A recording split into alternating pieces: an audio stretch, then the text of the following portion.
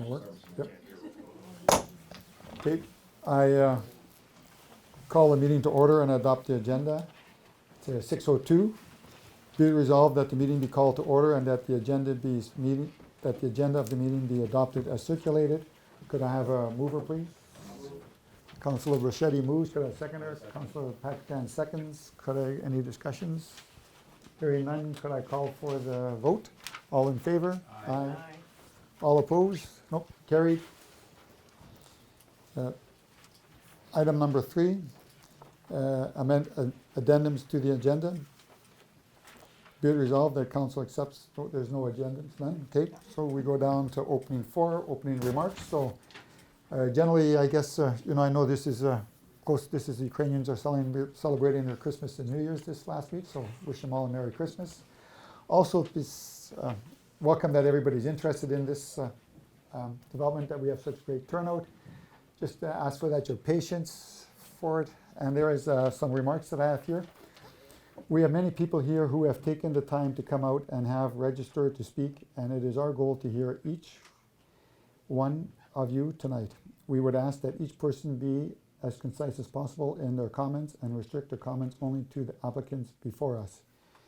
If your position or the information you want to share with council is the same as other speakers who have spoken before you, you can indicate this by identifying the key points of your agreement.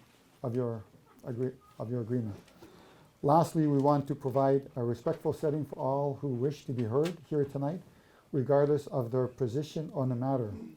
Interrupting, heckling, applause, signs, or placards of any kind, or disruptive or imitating behavior will not be accepted. Anyone who behaves in this manner will be asked to leave the council chambers. I would also request that you refrain from side conversations, as they can be disruptive to the proceedings, especially with so many people here this evening.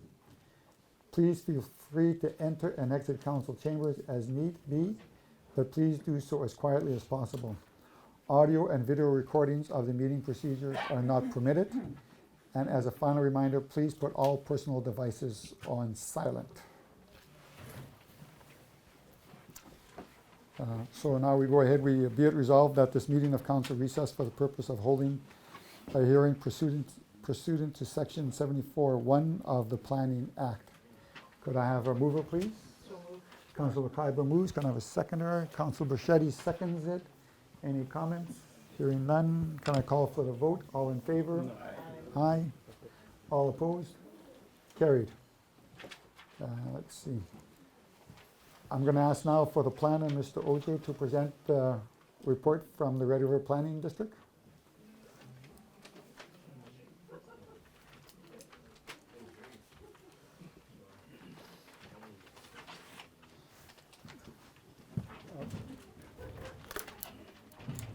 Good evening, council members. Good evening, everybody. So the first item tonight is a zoning bylaw amendment. Yeah, excuse me, can you just speak up, please? Okay. So the zoning bylaw amendment tonight is BL 2002-09P. It's an unaddressed parcel on Main Street, roll number 229-200, 229-300, or 229-350. So the intent is to rezone the land from A80 agricultural zone to RC comprehensive residential zone to establish 21 blocks parcel of future smaller residential development. The summary of the RC comprehensive residential bulk regulation is what you're seeing on the board. It shows the setbacks in the RC zone. It shows the building height. It shows the minimum lot area and the lot width. This is the location map that shows the subject site as per our GIS. And this is the current zoning map. It shows that the subject site is zone A80, which is agricultural. The site itself falls within what is called the West St. Paul North Secondary Plan. This is the land use plan. The site itself is designated as a residential small lot within that policy area. Background and analysis. The subject site property is approximately 105.49 acres in size. and comprised of 3 separate parcels fronting onto Main Street. The property is on AAT agricultural and is currently vacant. Our subject land is designated GD, or General Development in RRPD Development Plan, and residential small lot area in the west or north or West St. Paul non-secondary plan. Given the proposed RC comprehensive residential zoning, the subject proposal appears to meet the intent of the development plan and the secondary plan. The subject proposal is compatible with the existing zoning south of the subject property. RRPD recommendation. RRPD recommends that this application could be approved if council decides to give the application the second reading. However, if there are sufficient objections, council may give third reading to the bylaw until the required time frame has allowed for a second objection to be confirmed, or until such a time as an appeal hearing has denied the objections. That concludes my presentation. Thank you. Does any councillors have any questions for planning? Councillor Clymer? Well, we're not finished with presentation, are we? Or are we finished with presentation? Yeah, we're finished. Are you finished with your Yeah, presentation? that concludes my presentation for the bylaw amendment. Oh, for the bylaw amendment. Yes. No comments at this time. Any comments at all? None? I just, Okay. just for clarification, it said in there that it's for small lots in the RC zone, but it also says that it's for, can you go back one more, 60-foot lots? Now, the RC zone could be smaller, but this is what they're applying for, is a minimum 60? This bulk requirement is for the RC lots.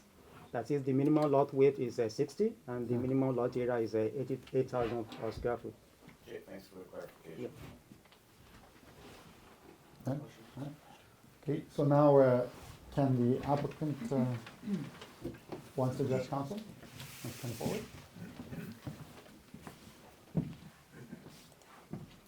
Good evening. State your name and address. Yep. My name is Jackie Wilkie. I'm with McGowan Russell Group, Okay. representing the owners of the development. Okay, My address is 825 St. Joseph Street in Winnipeg, Manitoba. okay. Thank you very much for the time to present to you this evening, this subdivision and rezoning application. I understand that the first part is the rezoning. We're going to ask that we speak to both at once in our presentation. I know that there are 2 different hearings tonight. It just makes it a little bit easier to talk about both, and we can come back and speak again as needed for the second application. If we can go to the next page, please.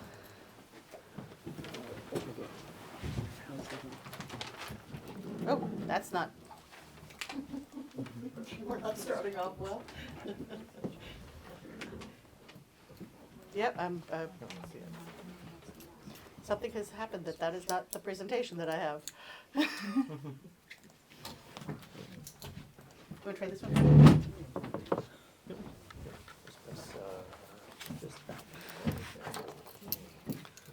Okay. There we go. That's perfect. As the planner has noted, this site is located at the north end of West St. Paul. It's in the West St. Paul North Secondary Plan area. The site is bounded on the east side by the river and on the south side by River's Edge Estates, and on the north by one additional lot before we get to the end of the West St. Paul boundary. If we can go to the next page, thank you. As noted in the West St. Paul North Secondary Plan, identifies this area for higher density residential with small lots, to provide single-family residential development on a variety of lot sizes, design and configuration that help preserve the feel and open space of the future subdivisions, to allow for varied residential styles that may accommodate multifamily seniors housing, to promote residential density in conjunction with the future extension of the municipal trunk wastewater system, to incorporate green space, linear trails, and public access areas to the riverbank. These that provide walking and cycling options to the riverbank, and to achieve internal connectivity of the residential subdivision within the secondary plan area, and external connectivity with adjacent secondary plan areas where feasible. These objectives are what we're working to meet with our design of the subdivision. Other policies within the secondary plan are to have all future residential development within the secondary plan area is to be located in the residential designated areas defined in map 2, which is shown here. And active transportation routes shall be linked to and within residential areas where feasible as proposed on map 3. Subdivision proponents should integrate these routes within concept plans and to allow for connectivity with adjacent existing or future routes. Public green space, including linear parks and access to riverbanks, shall be provided at a minimum of 10% of the residential development land area. Efforts should be made to ensure that the residential lots has safe access to linear trails. Development proponents should incorporate multifamily and seniors options to residential subdivisions subject to rezoning to a multifamily zone, which we are not doing here, just pointing out that these are the policies within the secondary plan, and recognition of the community's historical elements to encourage in the planning of subdivision design. Unique qualities of the site may be preserved or enhanced through dedication as public space or as a theme to street naming and signage. So if we go on to the next one, this is the zoning bylaw that we'll be where we're looking to change the zoning to an RC zoning, RC comprehensive residential zone. The comprehensive residential zone, as noted, has lot widths of 60 feet and a requirement of the lot area of 8,000 square feet. So that is the minimum size that we can do. That is the minimum size that we would be looking to do. The majority of the lots in the future would be bigger than that. Right now, we do not have a lot plan shown. The RC zoning provides for a range of lot sizes in keeping with the West St. Paul North Secondary Plan. It allows for lots at 60 foot, and you can also go bigger. It doesn't mean that we can't go any bigger than 60 feet. It just means that's our smallest width that we can have. We can go to the next. During our preparation for this application, we've held public engagement. We did a virtual residential stakeholder meeting where we heard concerns on the plans that were provided. This meeting was held November 18th, 2021. We had 39 participants attend the meeting. Participants provided us comments regarding the proposed development. And we summarized them here where they noted that they did not want to have 50-foot wide lots, so we're going to a 60-foot wide. There was not a desire to have multifamily, so we are not including multifamily in the applications. One of the main points is that wanting to have River Edge Drive closed to through traffic. So we are proposing that there is a blockage of the road as per at the will of council on how that will be done, and we'll show that in future slides on this. They want walking paths connected to the community, which are being included and is also required within the secondary plan. The lots adjacent to the existing development should be a similar size. So the lots, we're looking at doing lots of a similar size abutting the south end of the development. And there should be green space between the existing homes and the new homes, which is being included in this as well. Mr. Fielder? Yes, this is the fire department. We have We have a bunch of vehicles right now in the front blocking the garage doors. We just need to move it ASAP. so west of the mailboxes are blocking the fire hall.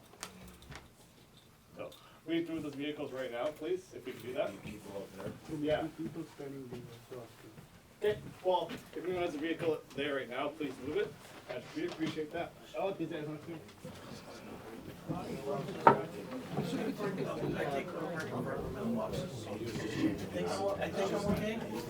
I think I'm okay. I'm just gonna double check. I parked in front of the mailbox. Well, nobody else is moving? Why not? We'll wait until they come back. I think I'm okay.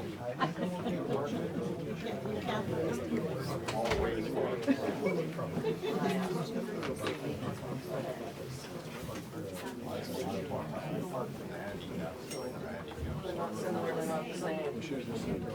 Yeah.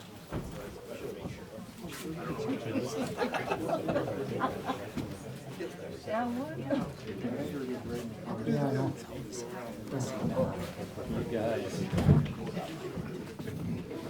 Yeah.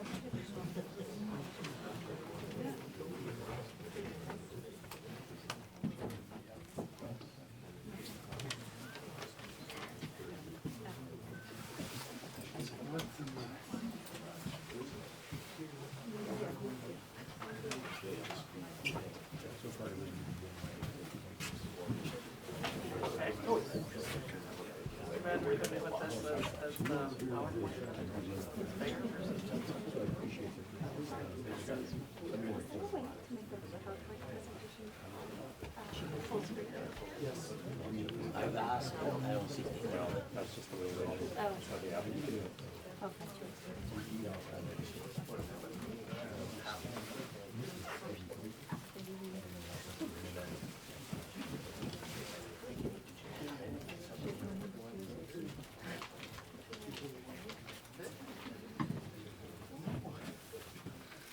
That was good, everybody. There's a lot of cars over there. They were double stacked. Are they moving? Yeah. Okay, so go ahead, we'll proceed. Sorry about the That's all right. interruption. That's okay. Yeah. Thank you.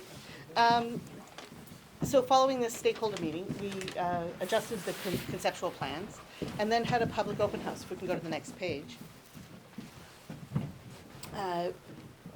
The public open house was advertised with a 4x8 sign, as well as flyers out to the same people who were at the stakeholder engagement. The 4x8 sign was on site on Main Street and open to all residents of West St. Paul.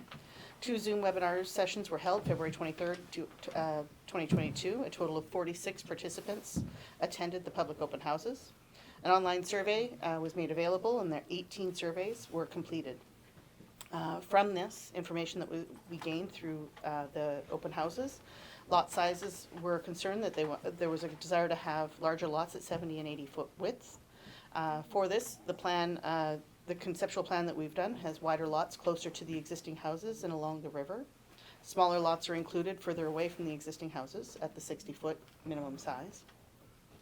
Additional access to the river for the public was requested. There's a required outfall has been placed adjacent to the hydro right-of-way to extend the opening at the river. This provides an outlook to the river edge. Without the development connected to the river edge estates, there's concern that the traffic count will not warrant a signal light at the new entrance. The connection to river's edge is going to be left to the decision of the RM. If the traffic impact report shows the need for a connection, this will be brought to the attention of the RM, and it can be made as a discussion after the point, or after through the development agreement process. The development would benefit the diversity and sense of community, which we thank the commenters on that one. Once we'd made our application, there were comments that were made through circulation. If we want to go to the next slide. Vehicle unit in front of the fire hall. Okay, we still. Get one more reminder. We'll need a plate number. Sorry to interrupt, but one more reminder, any vehicles that are in front of the fire hall garage door, so west of the mailboxes, they're intruding on where we come out of the fire hall. We'd appreciate it if they'd be moved right away. If not, we'll have to get them towed. Can we get Even if you're parked some along the plate street. numbers? Yeah, I can get plate numbers, yeah. Okay, I just thought I'd try once more. okay. And Yeah, if anybody is parked along the street, it doesn't mean directly in front of the building, it means also by the street that is in front yeah, of the building. and if you're unsure, I'll go with you and show you and tell you if you're good. Thank you.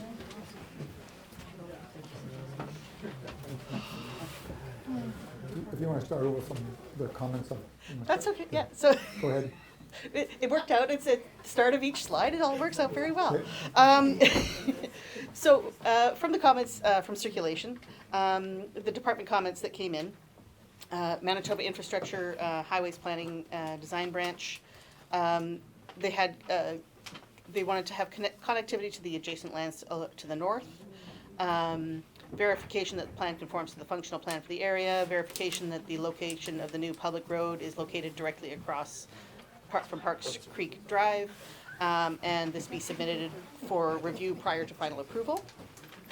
The plans that were submitted will include a connection to the north. At the moment, they do not. We'll ensure that that is included in the future development area that's noted as Block 21. The plan was developed.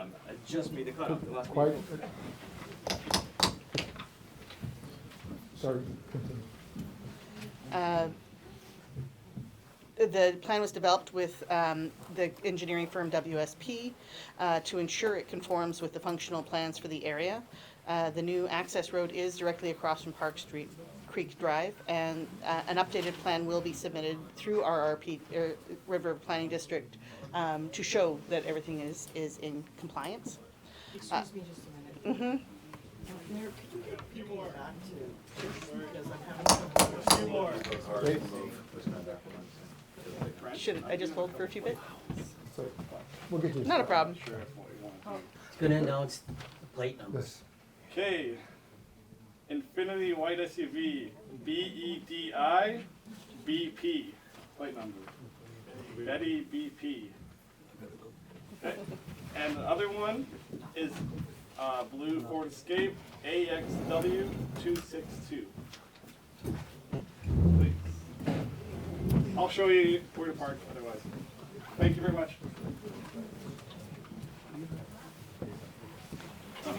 Penny, can you zoom in on the slide deck, just because it's a little hard to read? There should be a full screen mode for. Yeah, something like that, that's better.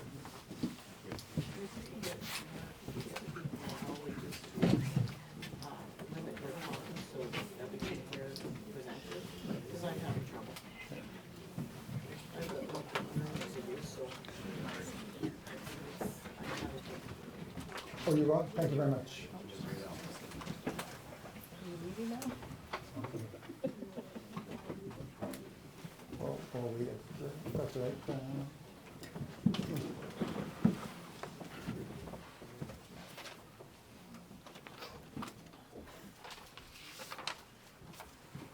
Okay. Excellent. I'm just going to continue on from where I was, which is Manitoba Environment, Climate and Parks, Drainage and Water Rights. They require a subdivision development drainage plan, engineered designs and engineered site plan requirements. It's understood that these will be required and will be submitted through the approval process. Generally, that's done after this hearing.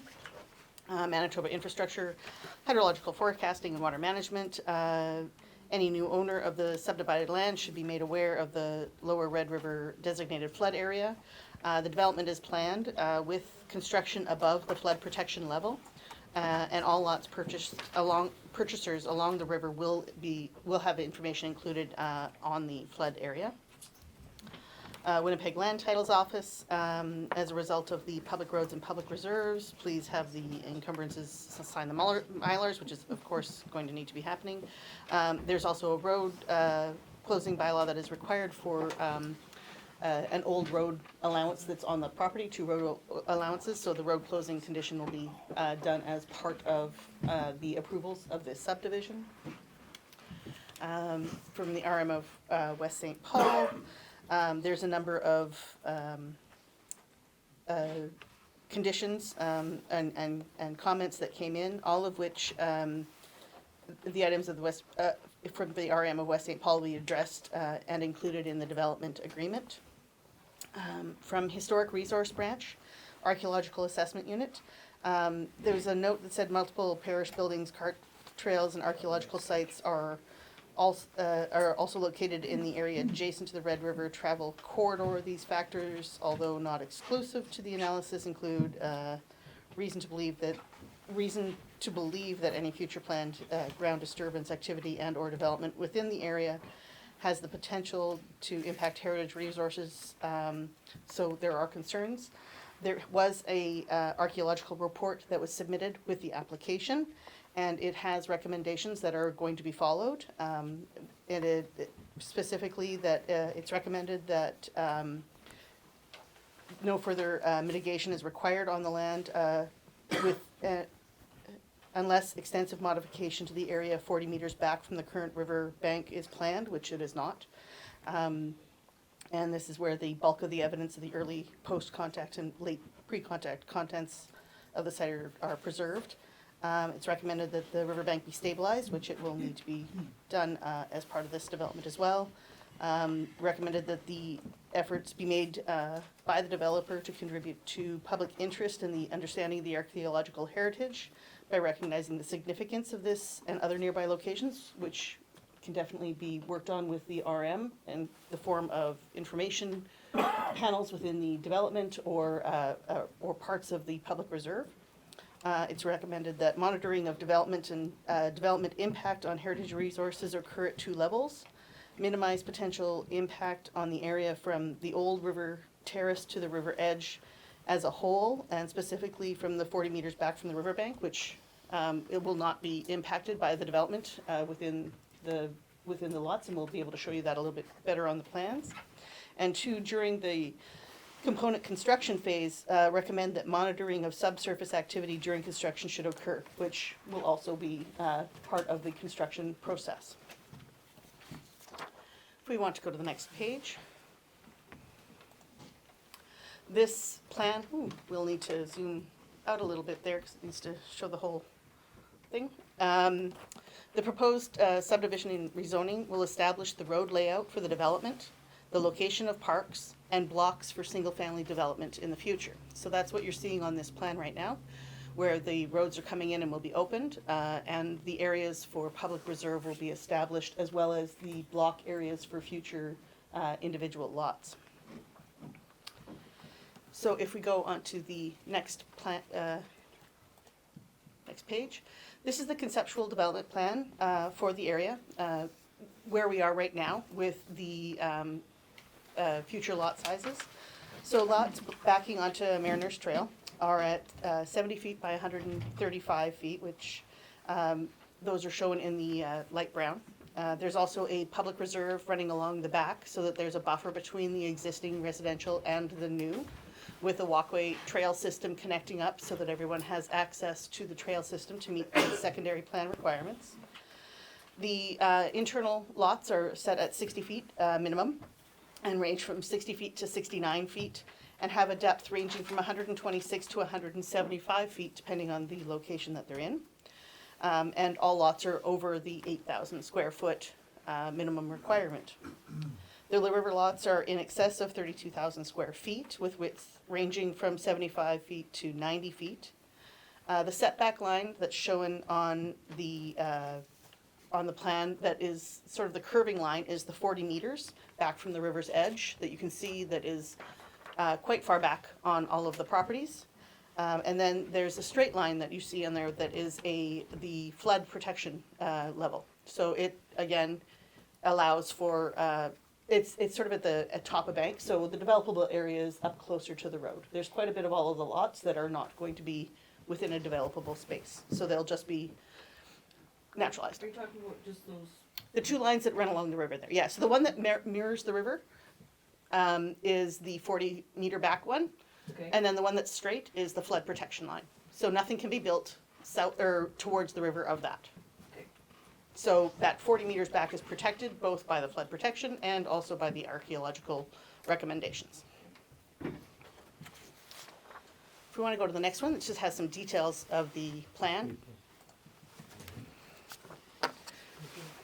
So the development is planned to have interconnecting pathways to meet the requirements of the secondary plan, and meets up with the West St. Paul pathways along Main Street.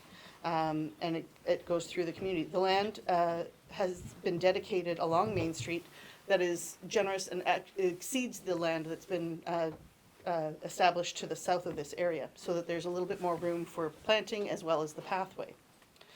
The pathways also go through the community to the south property line, and at the bottom right, you can see the proposed.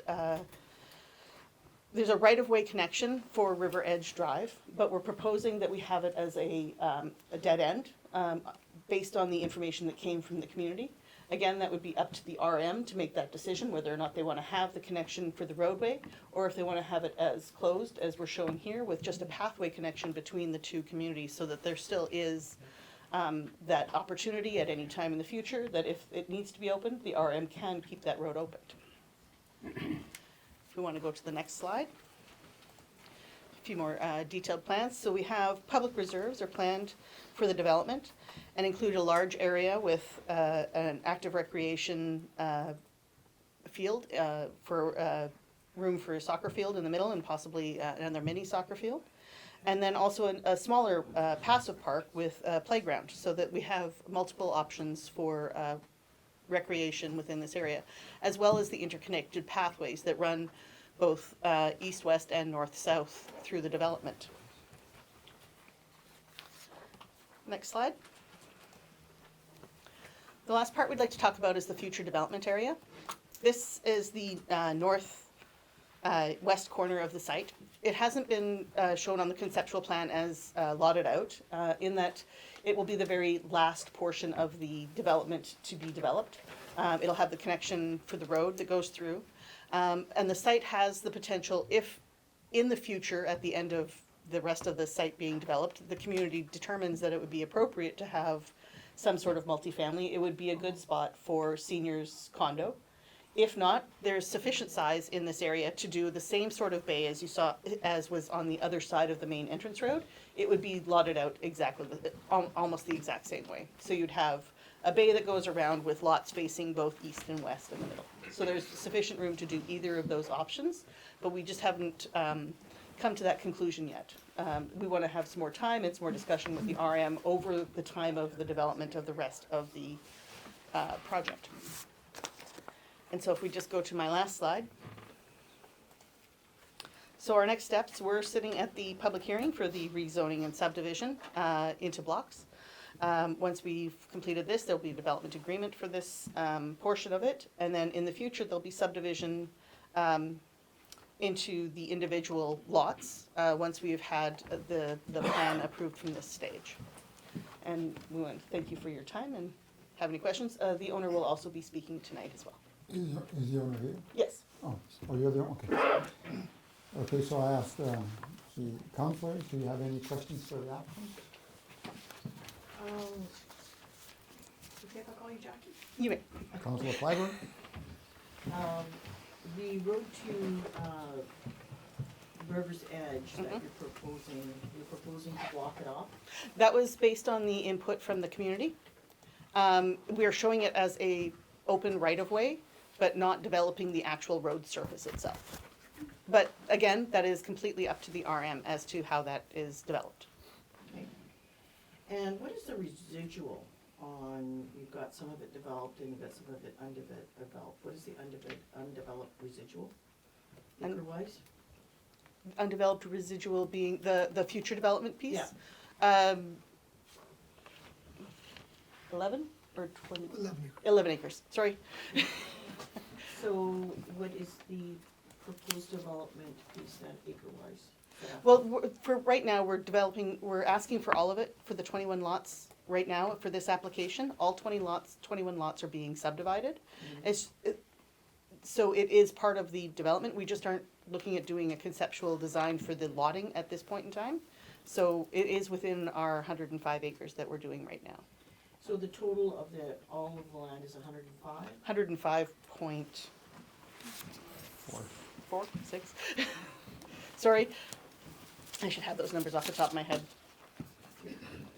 You, mentioned something Four about nine. senior housing, that's something that you wanna do in the future? That's something that would be, if it becomes a desire of the community, it's something that would be a potential for that corner. But it's not a requirement in any way. It's just something that we would like to have as a thought in the future. That's why we haven't looked at doing a lotting plan for that or put a road through in that block 21 yet. If it becomes lots, there'll be another road that goes through there. We just want to have some time because it's the very last part that would be subdivided, so that's quite a ways away. Okay, can you go back to the conceptual drawing of the lot layout, please? It'll be, The whole picture. There we go. The lots that are adjacent on the left-hand side to Mariners Trail. Yeah. Are you saying those are 70 by 150? 120, or 135. And they're adjacent to, the lots that are there adjacent to are the same size? The lots adjacent are slightly larger than that. They're a different zoning. Mhm. So they're 15,000 and you're proposing 70 by 135, right? Yes, so 9450. Okay.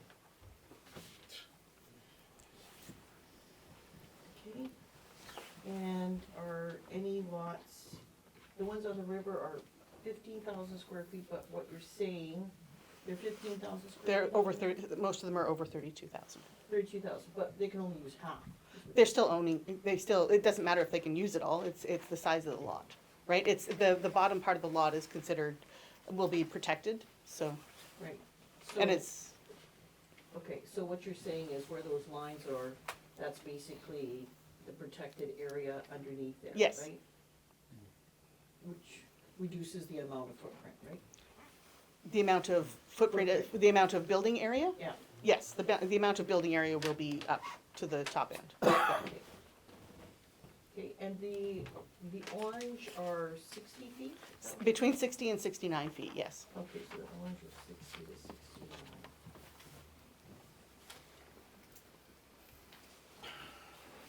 And you talked about the reserve area where the playground is.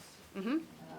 Okay, I see two areas here. I Yeah. see one area on the right and I see one area on the left. Correct. So what is the area on the left and what is the area on the right? The area on the left is the more active recreation area. It has room for a soccer field, a Okay. smaller soccer field. Mhm. And then the area on the right is the more passive with a hill and some open green space so you can throw a ball around, do frisbee, sit and have a picnic, and also a playground so that there's a spot for kids to just run around in that section of the neighborhood as well. Okay, can you just leave that up there for your second there? I see now that we have the different sizes. Is that 20 70-foot lots and 15 75 and 12 feet? And understanding that this is the conceptual plan for this is not the application that's coming forward right now. We are not subdividing into lots right now. We're subdividing into the major blocks. So. Yeah, that's what I found very confusing in your subdivision, is that there's a conceptual plan, but you're not This is a really conceptual plan that we're subdividing. moving forward. We're subdividing so that we can open the roads and establish the blocks. Mhm. And then we can move forward with that, with the zoning that we have so that we can work on creating the subdivision with these lots, because we still need to have a bit more conversation with everyone, or with the RM. But once the road's established, you don't have to come back to us for subdivision.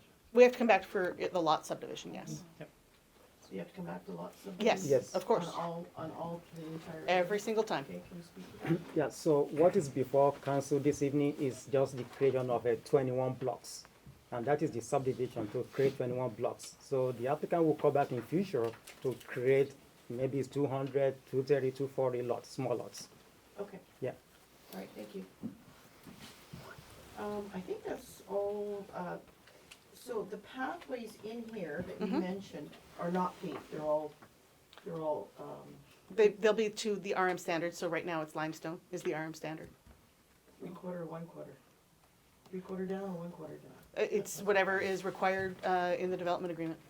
Okay, so they're gravel at this end first. Okay, good, thank you for your information. Thank you. Also, any questions for the applicant? Any comments? Giorgio? No? No, good for now. Okay, so we thank you for your Thank you. time. Now, ask Ms. Ellis if there are anyone registered for the application. We have Sabi Brar. Okay, Sadie Brown? Yes, you're good. Okay,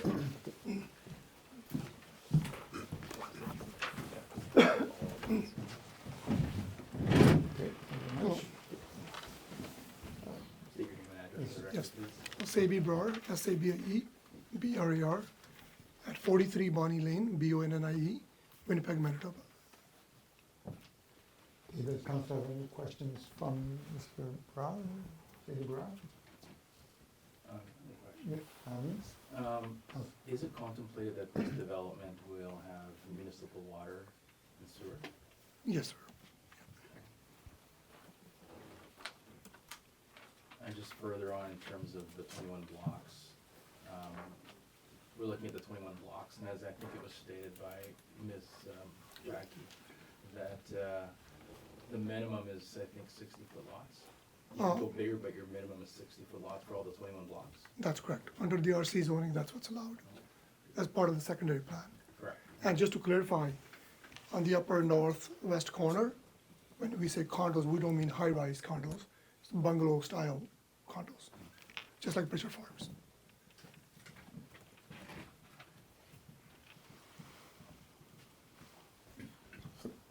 Right, go ahead. That's something that Council. Councilor Pactan brought up about the municipal water.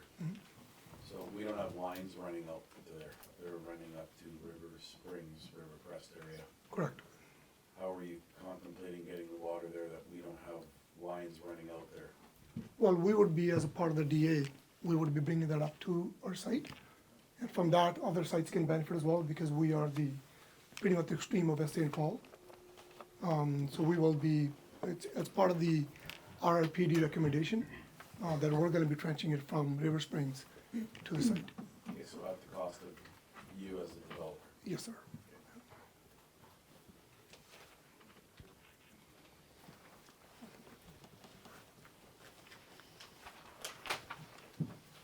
Any other questions? No, that No. was for me. Okay. So can I make a further statement, sir? Sure. Yes. So I want to thank you all for giving us the opportunity. Thank you for everybody attending, whether you're in favor or information, or, I hate to use the word oppose, it's concerned, should be. Thank everybody for being here. I've been here since 2006 with this property. I've gone through about 5 sets of mirrors, for lack of a better word. And I was involved in the secondary plan way back from 2010 to 2013. So I went through a rigorous process, I should say, consulting engineers, other professionals, to make sure what is the vision for West St. Paul overall, for next 20 years or whatever. They made 2 secondary plans. I'm not going to speak to the Middle Church, but West St. Paul North secondary plan was done, and my land, which is what we're looking at today, comes under the RC zoning, which is allowed. So we are not asking for any variances. We're just strictly abiding by the secondary plan, right? We had, like Jackie alluded to, we had open houses with the stakeholders.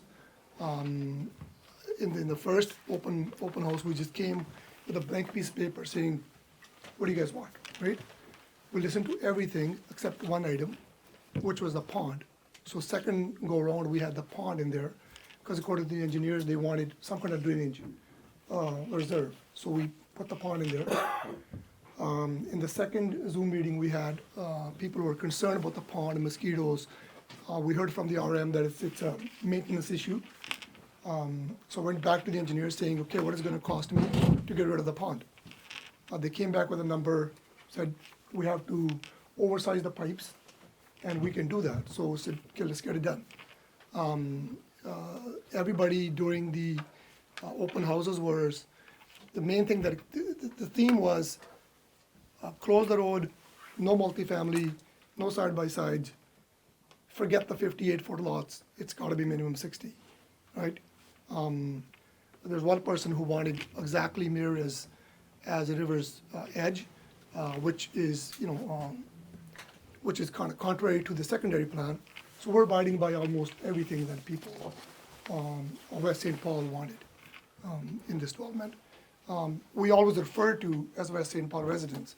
I consider myself a resident here because, I've been here so long, literally. We always refer to East St. Paul as a bigger brother. Do stuff like East St. Paul, do stuff like East St. Paul, right? We're doing exactly that. We're bringing in a high-scale, upscale development into West St. Paul. And, I'm gonna request the council, to listen to everybody's concerns, of course, whether in favor or concern, and make your decision. Okay. I have a question. Go ahead, Councilor Clyde. Why did you not go with the RG zone that's right next door to it? Next door, well, sorry, South is RG. south is RG. RG is not serviced. It's well water, and it's got the treatment plant. Since, I think 2013, in the secondary plan, they told us that anything that develops within the Red River corridor has to be serviced, meaning sewer and water. There's no point treating the sewer over there and dumping it into the river when I can use the line that's already going to St. Andrews. And the sewer's not an issue, right, because the sewer lines are there. Sorry? The sewer lines are already there. But why would I do wells? I mean, it's not allowed under the secondary plan. You have to be serviced with the city, water services and the sewer. We'll have And the planner can speak to that, yeah. ask the planner on that. Could an RG zone go in this area? Sorry, can I get you again? Could an RG zone be in this area? Definitely. Yeah. All right, thank you very much. Any other questions? None? Okay. Thank you very much for your time. Is there any, go ahead. No. Good? Yep, good. Thank you. Are there any more applicants, anyone registered for the application to speak? We also have Al Shripka registered in support. Okay, where's Alan?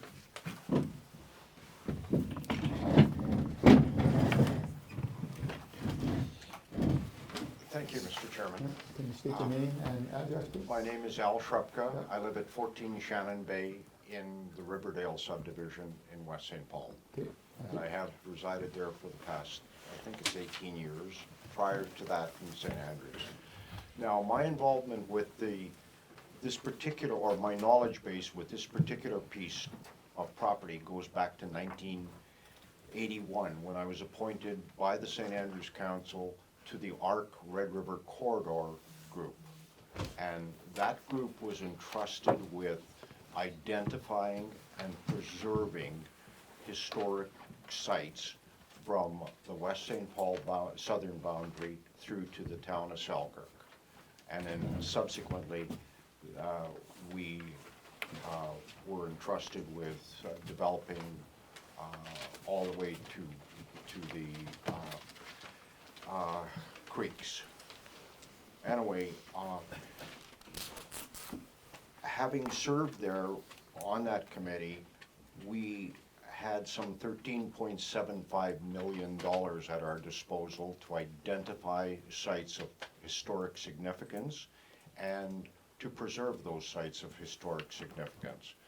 And our committee, which was made up of members from member municipalities as well as the province, the federal government, etc., we spent all the money, needless to say, and we managed to preserve a whole bunch of sites. You see them along the Red River corridor in primarily St. Andrews, because those were the sites that were identified as being historically significant. Now, during that study, we did conduct studies as to whether there were some sites along the Red River that were used as, and I'm not sure the right terminology here, Aboriginal, First Nation, whatever, sites for encampment, so on and so forth. We did identify one site, and that was on both sides of Parks Creek, which is immediately to the north of the subject property that is in question today. It is not this site. It's the site currently still owned by the Parrish family. Now, in 1990, after becoming a realtor and representing Concord Colony Farms and their property division, Parkdale Colony Farms, I was authorized by the colony to have the University of Manitoba conduct a dig of this actual site, the 105 acres, which they spent 2.5 months doing, and the results were that the end result was they discovered nothing of historical significance, and they uncovered some 105 pieces of various dishes and things like that. Some of that is in the Museum of Man and Nature, but again, there was nothing discovered there in the way of a native burial ground or anything like that. And then subsequently, as the realtor representing Parkdale Colony Farms, I sold the property to Mr. Brar and his partners in the mid-1990s, and that was the end of my involvement on the property. Now, in terms of full disclosure, I am in favor of the project. I am a competitor to Mr. Brar, who owns a competitive real estate office. So I'm in a unique position. I have zero financial interest in this project. I will have zero financial interest in this project. My involvement in this project from the financial end of it ended in the mid-90s when we sold the property to Mr. Brar. So if you think that I'm going to profit from it being a realtor, I will not. And I wanted to put that out on the table so that there was no misunderstanding as to why I'm appearing here. I'm in favor of it as a resident of West St. Paul because I believe it's the right project for that particular piece of land. And heavens knows we have little prime property available, unfortunately, because much of it was used up 50 to 100 years ago for cemeteries and things like that. And this is a desirable piece of property. I think it's a piece of property that the RM of West St. Paul will be very, very proud of. I don't know the infinite details of Mr. Brar's proposal, but I think it's a well thought out proposal, and I would speak in favor of both the rezoning and the subdivision application. Thank you very much. Anyone have any questions? None, okay. Thank you for your time. Thank you. Mr. Lyons, do we have more applicants in favor? My apologies, it's a bit hard to make out some of the names, but I Okay. believe it's Sharmjit Santu from Pegasus, From where? Pegasus Street. Is there anyone from Pegway Street here? What? What's the name again? Ramjit Sandhu? What's his name again? Pegasus Street? Sharmjit?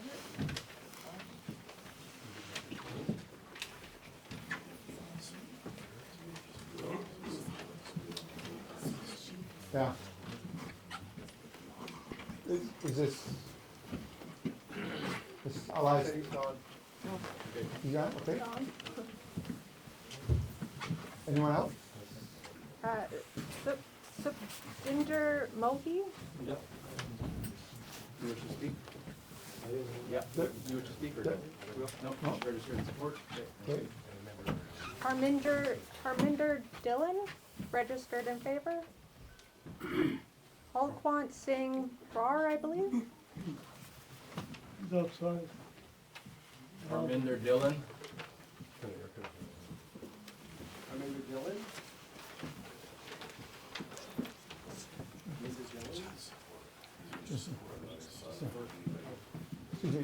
ask Yes. Rick or Mr. who spoke, do you know if there's any of those in support that are wanting to speak?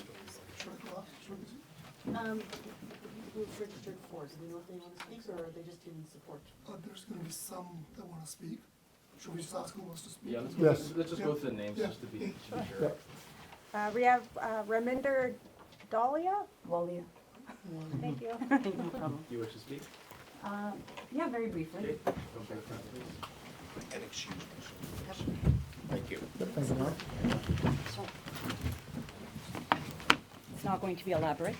Kate? My name is Raminder Walia. Address is 927 Rossmore. That's in West St. Paul. And just speaking here to just verbalize my support for this project. Being a resident of West St. Paul, I've been here for about 10 years or so. West St. Paul has grown tremendously. This particular project, I think it really showcases the voice of all of us as the West St. Paul residents. I love seeing the larger lots. I love seeing the green space. I think it's exactly what West St. Paul needs. The existing vibe of West St. Paul is a lot of luxury space, a lot of larger lots, sort of people who want to be away from the city, but still kind of have bigger space, more airy feel, get that rural feel as well. And I think this is what this project showcases. I just want to verbalize that support. Thank you very Yeah. much.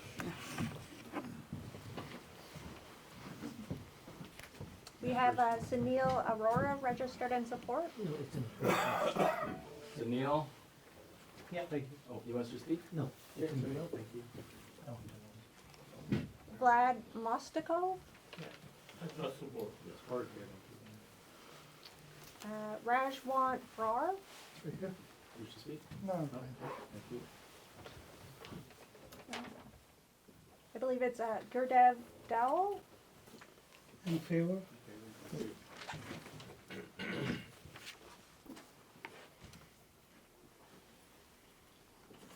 Ken Franciszek. That's me. would you like to speak? Comments? Thank you. I'm a resident of Rivers Edge Drive. That's where my property is. It's really close to where that access point is to the new development. I am in favor of the development. I think it's a good mirror to our community. I think it's probably the best option we have available right now. I am concerned about that route. I know it's up to your decision to make it, because there's the developer's option and the provincial roadways option. So I am expressing my concern that that remains as a open access for biking, walking paths, but not for traffic. Okay, thank you. Okay, please. Kate, Mark. David Dozel from River's Edge. What was the name? David Dozel? David Dawson?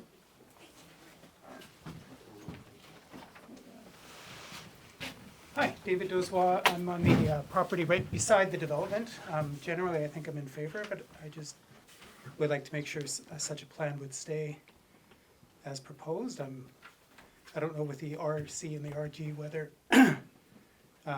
that those differences make a difference in terms of what the flexibility is on the plan down the road, but overall, I think it is a good plan, and I think it's nice to keep the same structure along the river as is there, and I think, yeah, I do think it's generally a well thought out plan, so that's all I have to say. Good question. Oh, and also just about the road closure, my preference, our preference would be to keep that blocked off, keep it as a walkway and keep it, you know, for municipal land going up like they have elsewhere, I would like to see that maintained as well. So, Quick question for you. sure.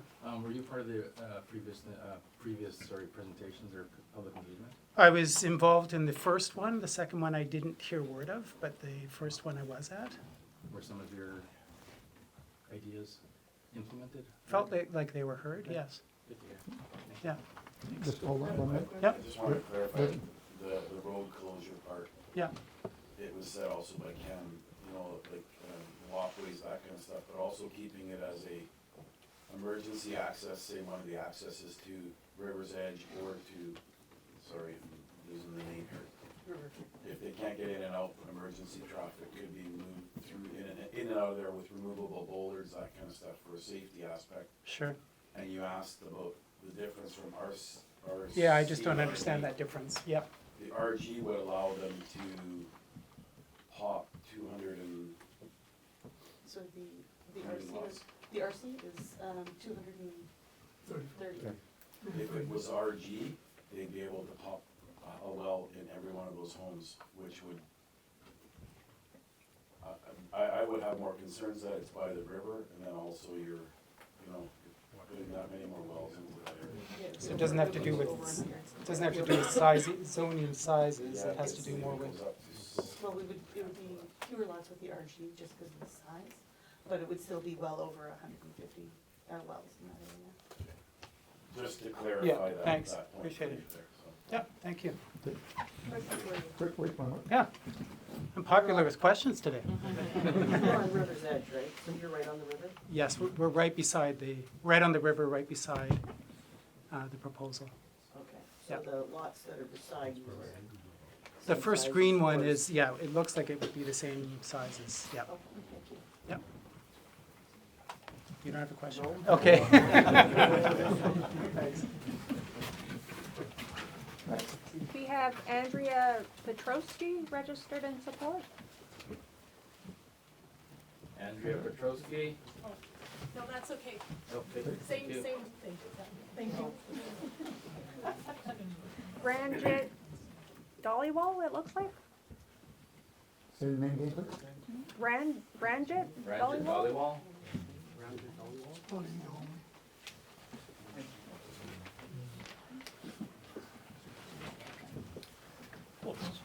Hi.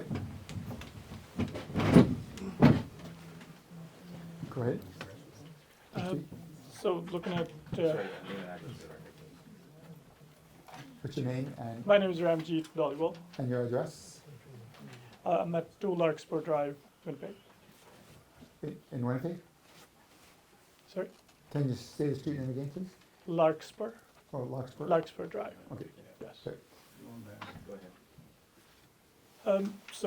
Looking at the plan, I believe that's best position at this point, and it will help not just the neighborhood with the residential people who looking to move into kind of bigger lots than being in kind of smaller lots within the city.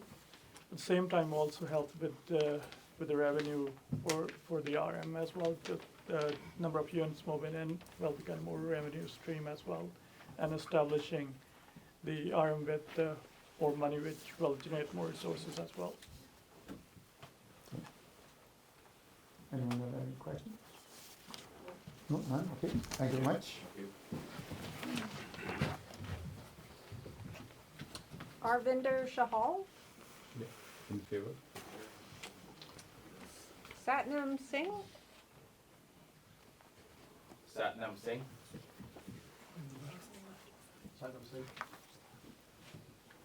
Only if you want to speak. Not sure about the first name. H. Hollick, River Trail.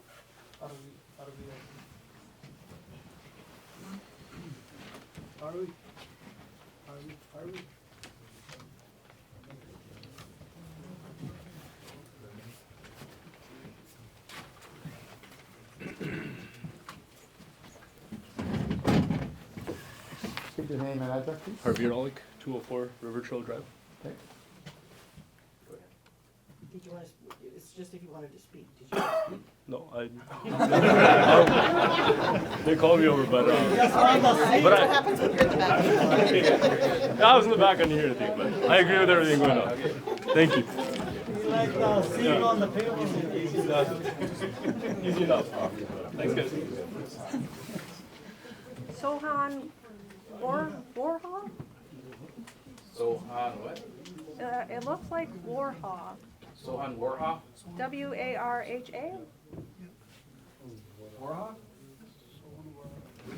Warha? Only if they want to speak.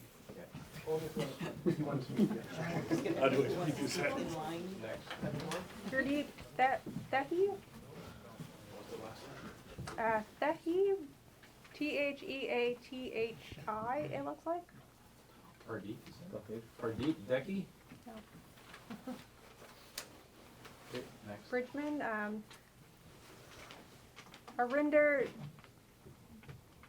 Willow? You want us to read those names? I was just thinking that. Yeah. It's a bit of the handwriting too. Yeah, this is written, so. Should be printed. Can I see what the actual letter is? Okay, next. Danveer Ratan? Danveer, Danbeer? Jaspreet Singh? Jaspreet Singh, Only if he wants to go. next. We have Pramjeet Gill, Ramjeet Gill. Okay, next. Brenda Holden, Brenda Holden.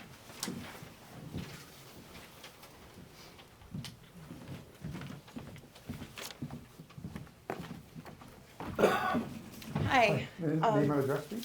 Brenda Holden, 112 River Edge Drive. Okay. So we're fairly new to the area of West St. Paul. And first thing I want to say is during the election time period, when we had people canvassing, we were actually given some pretty incorrect information about this subdivision.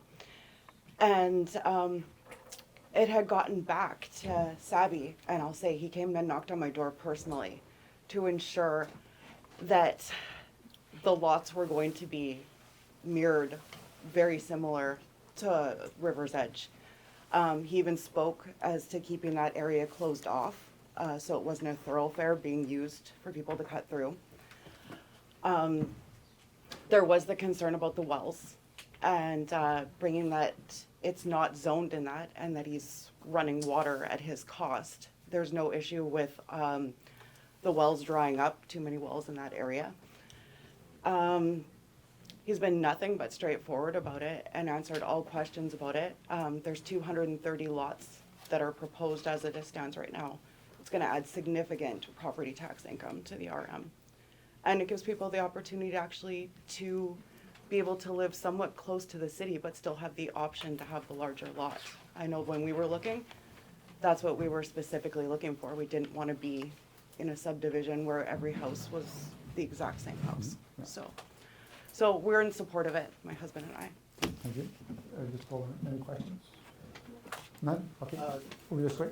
Councilor Campbell? You started off by saying that you were given incorrect information. Was that mailed to you? I'm just curious about that information. Can I talk to you? Yeah, Okay. I'll go over there and talk. Yeah. Okay. Just give your first name. Yeah. Here, I'll let you see.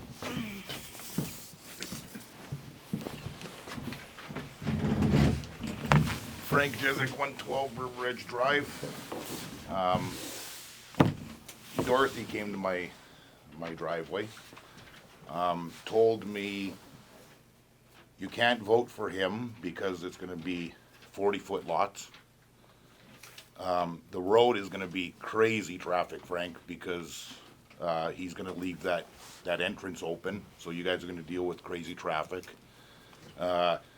He's talking about doing 2-story low-income family housing in there. Everything that he has proposed here, she came to my house and told me completely different. Okay, let me address that, Mayor. By all means. I actually put some literature out that if the lots, if they were serviced, there is the potential that they could be RS rather than RC. Mr. Brar and I had a conversation about that. I never said anything about low-income housing, Oh, okay. never. I was concerned about the connection. But there is any potential when somebody puts services into an area that there could be. Do you happen to live on that street? Pardon me? Do you live on that street? No, I don't live on. Well, that I street. live on the street, And Great. when the individual shows me the plan and tells me that it's gonna be blocked off, why would you come to my house and tell me, when you've seen the same plan, that it's gonna be open? Okay, there's nothing that's compound, so anything can change anytime.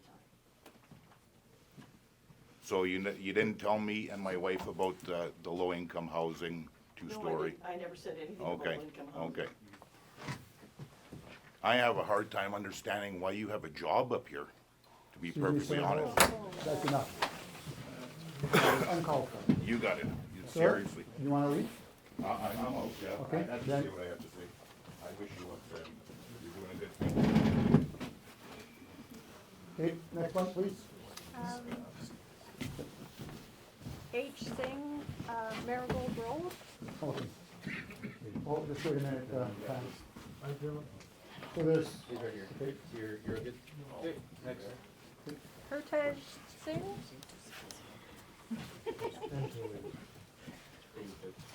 Gurpreet Singh Brar. Gurpreet Singh Brar. Andrew Malitsky. Andrew, is that, Didn't imagine myself following that up, but how's it going, Dorothy? My name is Andrew Malitsky. I'm from River Edge Estates.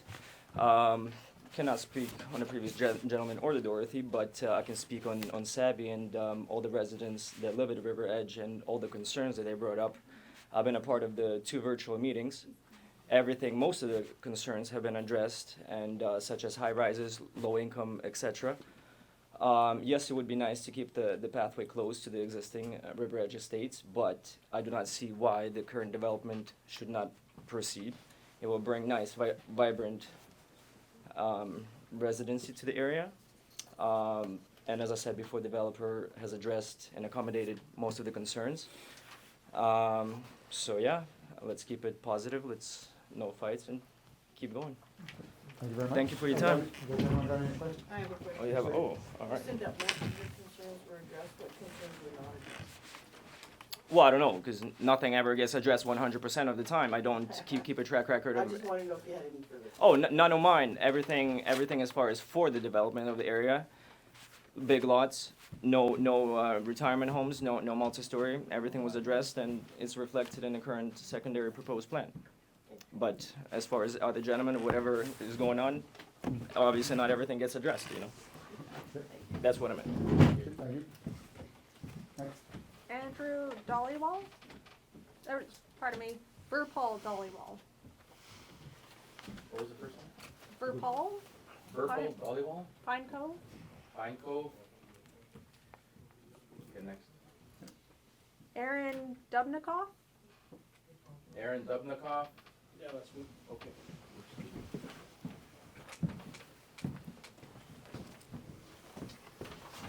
It's Aaron Dubnikoff. I'm at 180 River Edge Drive, so right on the edge of the proposed development. I do like what I've heard here tonight. I was a little skeptical, obviously, being right next door. I want to make sure that it's a good, vibrant project that it works well for everybody. The most important concern I have is not allowing through traffic on River's Edge Drive. It sounds to me like you guys have heard that message, not only from people here in the room today, but from other folks as well. So that would be my most important concern. I don't think our little area there could handle 200 cars a day, twice a day, going back and forth through there. No sidewalks, lots of children playing, lots of people walking through the neighborhood with their dogs. That's my concern. Thank you very much. I'll just wait, any questions or? No, okay, go ahead. And just to clarify, we have Mr. Dubnikoff registered for information. Yeah, I've got what I needed to hear tonight. Thank you. We have Heinz Shirley registered in support.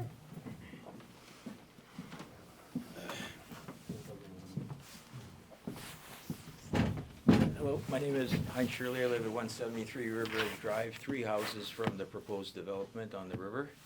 I'm in favor of the proposed development. I think it's been well thought out, and I think it'll be an asset. What I'm opposed to is leaving the road open to vehicle traffic. I think that will dramatically change our subdivision. I mean, somebody just has to walk through on a day like today. There was garbage cans on the street, one car can go through, and this is gonna increase traffic a lot. So I would encourage council to vote to not open the roadway to vehicle traffic between our subdivisions. So otherwise, I think everything is good. Thank you. Thank you very much. Okay, 5 minutes. Jag Mohan Gill, You're good? Next. No. Buddha Singh Dhillon, Okay, Harjinder Gill, In favor? Okay. Nishatar Gill, Tony Texera,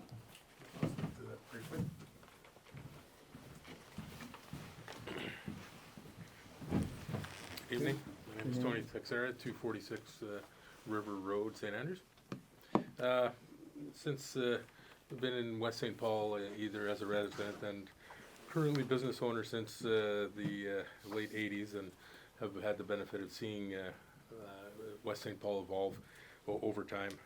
What's happened here in the last 10 to 15 years has been quite remarkable, and has put West St. Paul kind of at the forefront and one of the, probably the fastest growing municipality in Manitoba. So I think we have a developer that's come here with in a very respectful manner, has gone to the residents that were most impacted, that we've heard from many of them here tonight.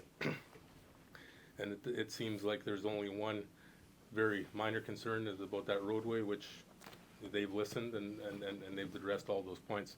I think West St. Paul is in a unique situation here, given economic uncertainty, to have somebody that's willing to come forth and invest the kind of money that Mr. Brar is in the municipality of West St. Paul, when there's others, vying for that type of development, is impressive, and I am very much in support of his application for obvious reasons. I think there's a void for this size lot. Hasn't been these medium-sized lots, which I'd call them medium to larger size lots, haven't been developed in West St. Paul for quite some time. It's either been very big lots or on a bit on the smaller side, which is closer to the city, which is fine. But once you get a little bit more rural, then having lots like this definitely has its place. And as you see with successful development as River's Edge next door, not to mention that obviously with the increased population and the broadened tax base, West St. Paul benefits, and it'll no doubt lead to attracting further amenities from businesses, retail development, all that kind of thing that we sorely have been lacking over the years. So I just wanted to put my name as in favor of the development. any questions? No? Okay, thank you very much. Tony Malinchuk,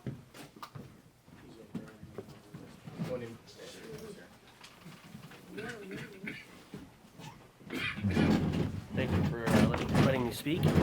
Good to see some new faces on council. Can I have your name and address, please? Oh, so it's Anthony Malinchuk, actually. I live at 1026 Toshak Road in West St. Paul.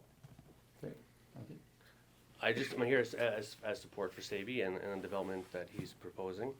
I'm really here to, since it's new council, most of it's new, some haven't been second time around, to express my ideas that we need to start going to developments that are this size. The developments that West St. Paul has been sticking with, which is the mansion estate developments, which are the ones over on our side of West St. Paul. They're great. They fit into the old style of thinking of 1.5 acres to 2 acres. Unfortunately, when you were walking around looking for votes, I'd hope that you would have thought that a lot of those developments take an extremely long time to get finished.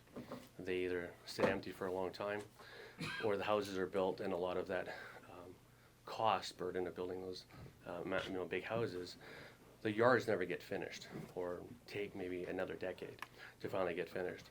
And I think it's important that council and the RM recognizes that sometimes we have to protect people as well, that if you're going to buy something this big, the amount of work and uptake it takes to own such a large property.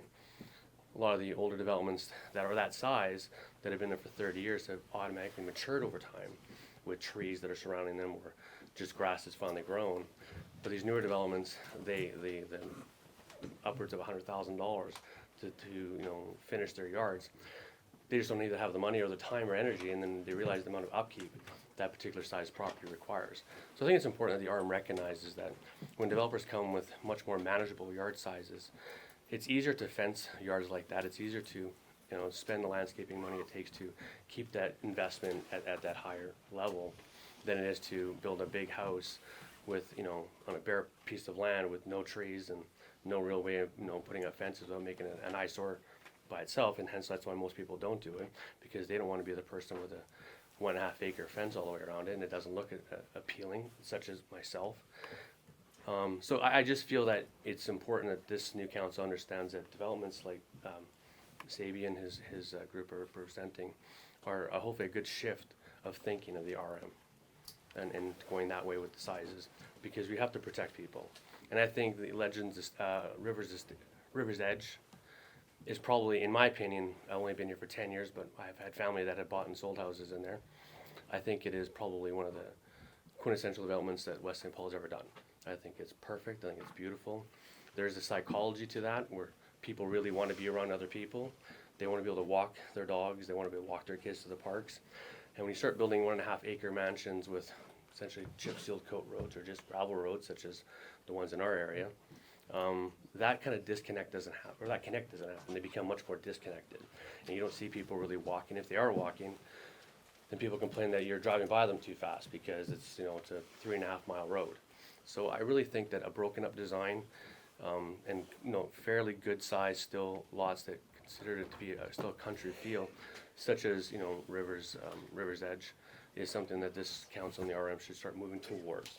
And that's why I'm here tonight to speak about that, is with some new faces. I like to think that hopefully when you were walking around you saw that and you'd make your little stamp on our RM as well, to try to keep that in mind when you're looking at should we really be building 1.5 acres, because I think people don't realize the amount of time and effort it takes to cut grasses. I know my wife takes 3 hours to cut our grass, and I'm sure I know where you guys live. I'm sure you'll have to do most of the same as well. So I'm glad that something like this is coming forward. So that's all I have to say. Any questions? No? Okay, thank you very much.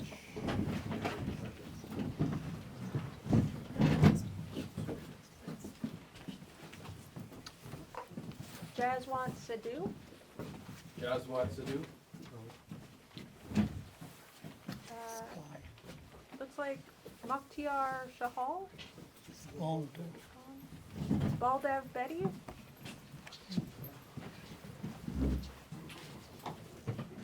Go get by all means.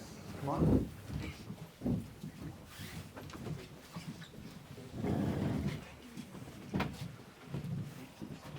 My name is Baldev Betty. I live at 7 Timbercrest Road, Winnipeg.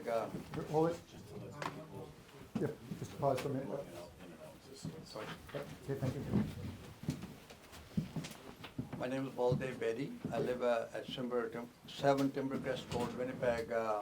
Temporarily, I moved out of West St. Paul last year and expected to move back soon. I consider myself one of the pioneers of West St. Paul development, because I moved in here about 18 years ago, and we started the development ourselves, and I currently own land in the area, which is future development as well. Which is what development? Like a future development. Future development, okay. Yeah, we currently own the property in Winnipeg, in West St. Paul. Are you developer for Meadowlands? Yes, I am, one of them. Okay. I will approach this from 2 perspectives. One is from subjective, which is this particular development. This development has been very well thought of, and the owner, Mr. Brar, have gone through the extensive process and proper process of having a secondary plan done, as well as the open houses, and have incorporated the wishes of the opinions of the neighborhood and the residents. And if you look at the plan itself, I think it's a really nice plan, and it will be a big asset to the RM of West St. Paul. and more details have already been said about it, so I don't want to go too far into it. Objectively, I've been a realtor for 43 years in Manitoba and Winnipeg, and I know that Winnipeg residents have already feeling the pinch of smaller lots, and people didn't have much choice when they could not have a water and sewer in West St. Paul. So they were basically stuck in a, like not in a stone and hard place. So now, within the last few years, with the previous council efforts as well as the efforts of the developers and the residents, the water was brought in here and the sewer was brought in here into the system, and this is the best thing ever happened. And now the homeowners have an option that they can have smaller lots or bigger lots. And this law, subdivision being the 60-foot lots minimum, and as well as enjoying the services as city services, sewer and water. I think this is an ideal thing happening for the people as well as for the RM of West St. Paul with, good revenue coming up, and I'm sure it'll be happy. And I'm for it, and I think it's a great asset to the RM of West St. Paul. Anyone have any questions? Good, thank you. I thank you. Oh, wait, wait, Thank you. Ben, I have wait, a wait, question. just wait. Oh, sure. You like the size of these lots? You think they're good sizes? I think it's good sizes because, with sewer and water, some people feel that, that 40, 50 may be too small, but at least 60, at least minimum 60 is a good size. Do you think that that's something you would entertain in your area? Well, there are we have quite a few, but and depending at the time what was said and what were the numbers were done at the time. Yeah. Yeah. Okay, thank you. Thank you. Nartaj Brar, Narkaj Brar, Arvinder Shahal, Arvinder Shahal, Arvinder Sandhu, Arvinder Sandhu, no. I believe it's Kushwant Singh, Kushwant Singh, Balvinder Gill, Balvinder Gill, H. Brar Amber Trail, H. Brar, Holunder Padnir, Akash Betty, Akash Betty. Yep.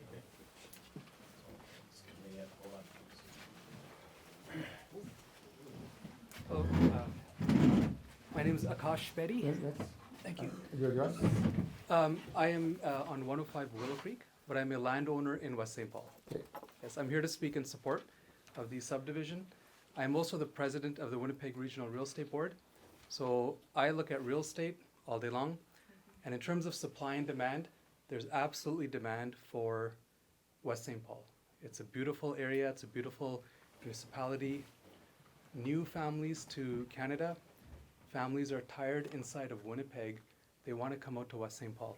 And the current subdivisions have great sales. Builders are interested. And with this new subdivision, I really think it can flourish and support and do good things for West St. Paul. Yeah, thank you. Any questions? No? Okay. All right. Thank you very much for your Thanks. time. Yeah. Jesse Brar, Jesse Brar, Dharmjit Dhillon, Bhupinder Singh Gill, Dilpreet, sorry, I can't see the last name, it's on Miramount Cove. Dilpreet, Yes. do you wish to speak? Do you wish to speak? Only if you wish to speak. Oh, no, I'm No? for it, sorry. Balwinder Singh Gill, Balwinder Gill. That's it? that is all that's in favor that have registered to speak. We have you on the subdivision. Anyone else in favor who hasn't spoken that wishes to speak? Wish to speak? Yeah, well, just, I just have a question, a couple comments for the most part.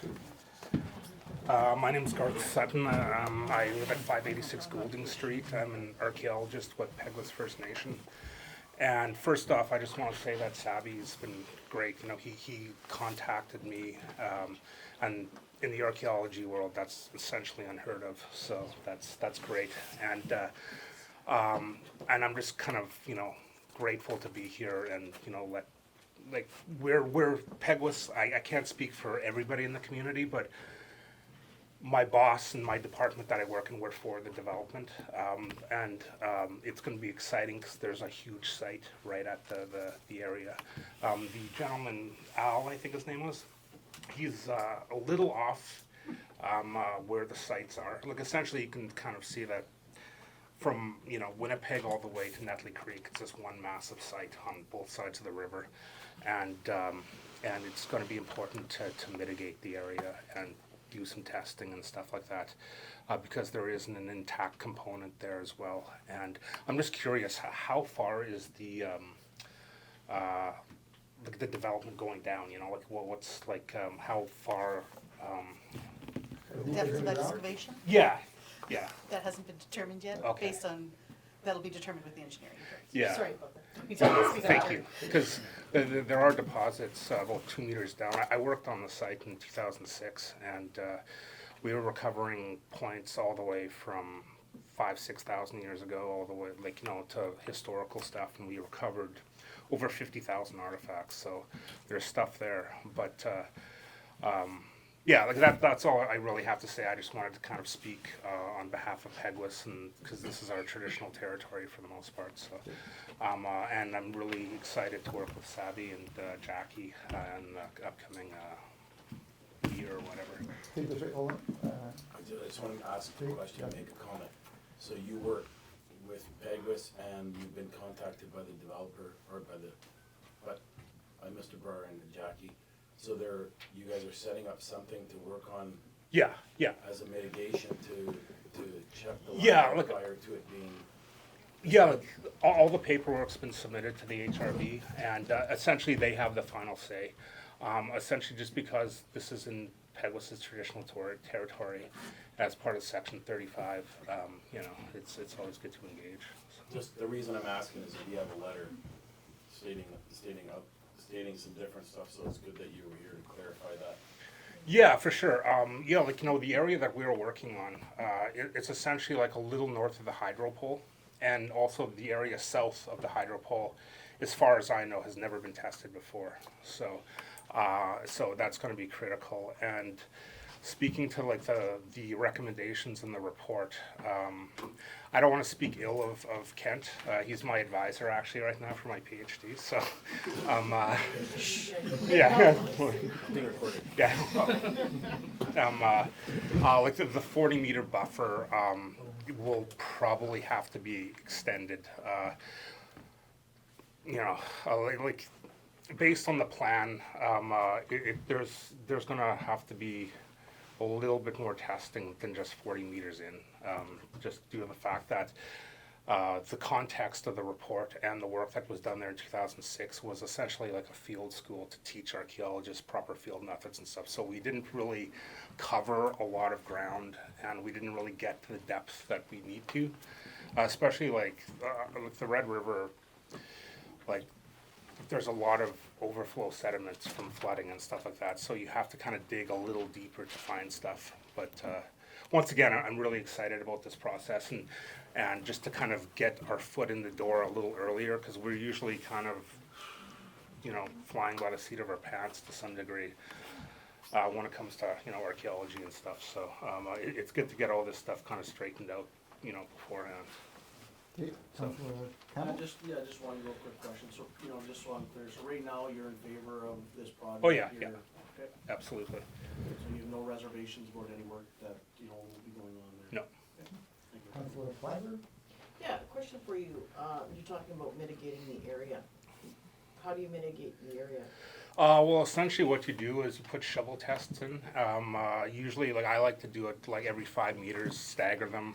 You know, the closer to the water, the tighter the shovel tests have to be. They're usually 50 by 50 centimeter holes.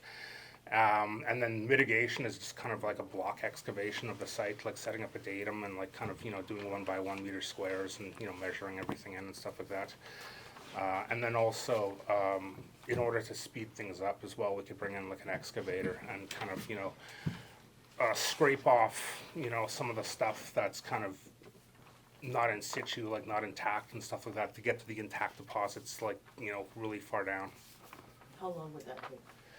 It depends. I'd have to come up with a field methodology, like based on the plans. That's tough to say. And also too, there's always a concern about ancestors, like human remains, because I know I've excavated probably 60 or 70 burials in Manitoba now, and they're all like by the river. They're all, So, and usually too, like close to campsites and stuff like that, there's a chance of finding some human remains. Like not burial grounds, but like, 1 or 2, 3 individuals. So. So, if we put a condition in that these lots can't be built on until you've done your study? Well, essentially, like before the development happens, there's a heritage resource impact assessment that has to be conducted, and that includes shovel testing, and also if you come across a site, then excavating the site. The sample size of the site that has to be excavated, that goes to the branch. It's up to them really. So if it's clear, it's great, but if it's not clear, then what happens? Let's say you start finding things, what do you do then? Well, then we kind of delineate the area of recovery, and then depending on the density and stuff, and if there's any intact components, then block excavation. All right, thank you.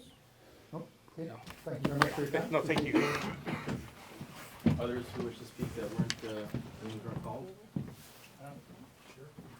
Are you speaking for or against? I'm speaking for it, but I just want to make some comments on the archaeology part. I'm a lifetime resident, I'm 197 Fulsher Road, Robert Orslack, Bob. I'm a lifetime resident in West St. Paul.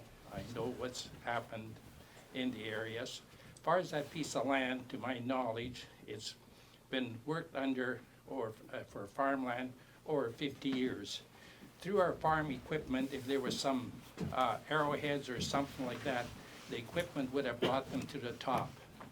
I can't remember exactly, about 10 years ago, I did some moldboard plowing. I don't know if anybody's familiar with moldboard. It digs and turns over.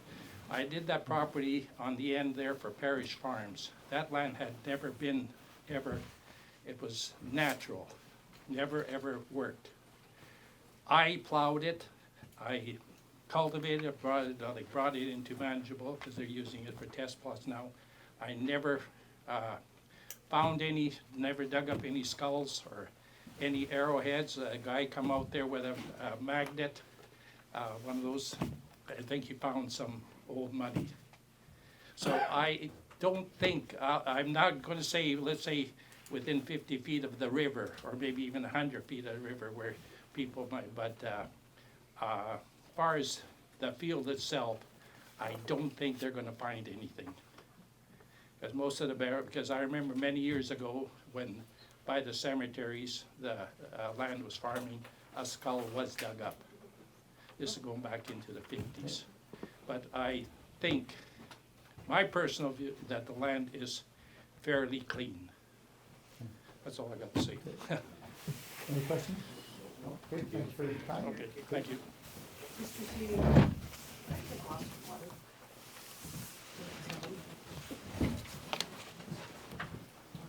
Any others who were just? You speaking for or against? I was listed for information only, so Oh, okay. there's a few of us that never got called. Derek Neal, 111 Mariners Trail, so my property backs on to this proposed development. I'll preface it by saying I was involved in the first 2 meetings. I found those 2 meetings somewhat disturbing because I was not able to get the information that I asked repeatedly of Jackie. I kept hearing that the lots are going to be similar. 8,000 square feet, 15,000 square feet. I'm an accountant by trade. That doesn't qualify similar if you ask me. There's been a number of people that have come up here and talked about how Rivers Edge Estate is a premier development in West St. Paul. I wouldn't argue, that's why I bought there. We've been there 15 years. We moved out of the city to have more room. I was on a 50-foot lot in the city. I did not find it spacious. Our lot was 125 foot deep, so 60 by 133, which is an 8,000 square foot lot. I don't know how that's in keeping with the surrounding developments, certainly not in keeping with ours. It's not in keeping with the development across the street, the west of Highway 9. I'm concerned about my value property when these smaller lots go up against me. I'm very concerned about them putting two-story homes on these 60-foot wide or even 70-foot wide by 133-foot deep lots. That was mentioned in both meetings. I am the person that rose my hand and said, why don't we just mirror River's Edge Estate and have the same lot sizes? I was not alone, so Jackie and Savvy are incorrect in that, because there's a number of us here that were of the same mindset. Obviously, those of us who back onto the property. It's a large concern. I mirror the concerns of some of my neighbors who left about the roadway coming through. I guess I have a low level of faith in politics in general, perhaps, but the fact that you folks hold the ability to change that throughway, I realize a developer can come and say whatever they want, and then you guys will decide. So if the roadway goes through, I have children, our dog is walked daily, there are no sidewalks, and we still deal with some people who drive too fast. And so the reality is, like was said, with 250, well, if there's 250 homes, I'm going to say there's probably about 400 cars coming and going every day, because I know we got 5 cars in my family, so the reality is there's going to be multiple cars coming and going, so that's a primary concern for us, is the throughway. On record, I'm not opposed to development. I would really look forward to development because the wind is crazy in my backyard, so I've been looking forward to development since we moved in. It's the, I guess, the proposal development that is concerning to us.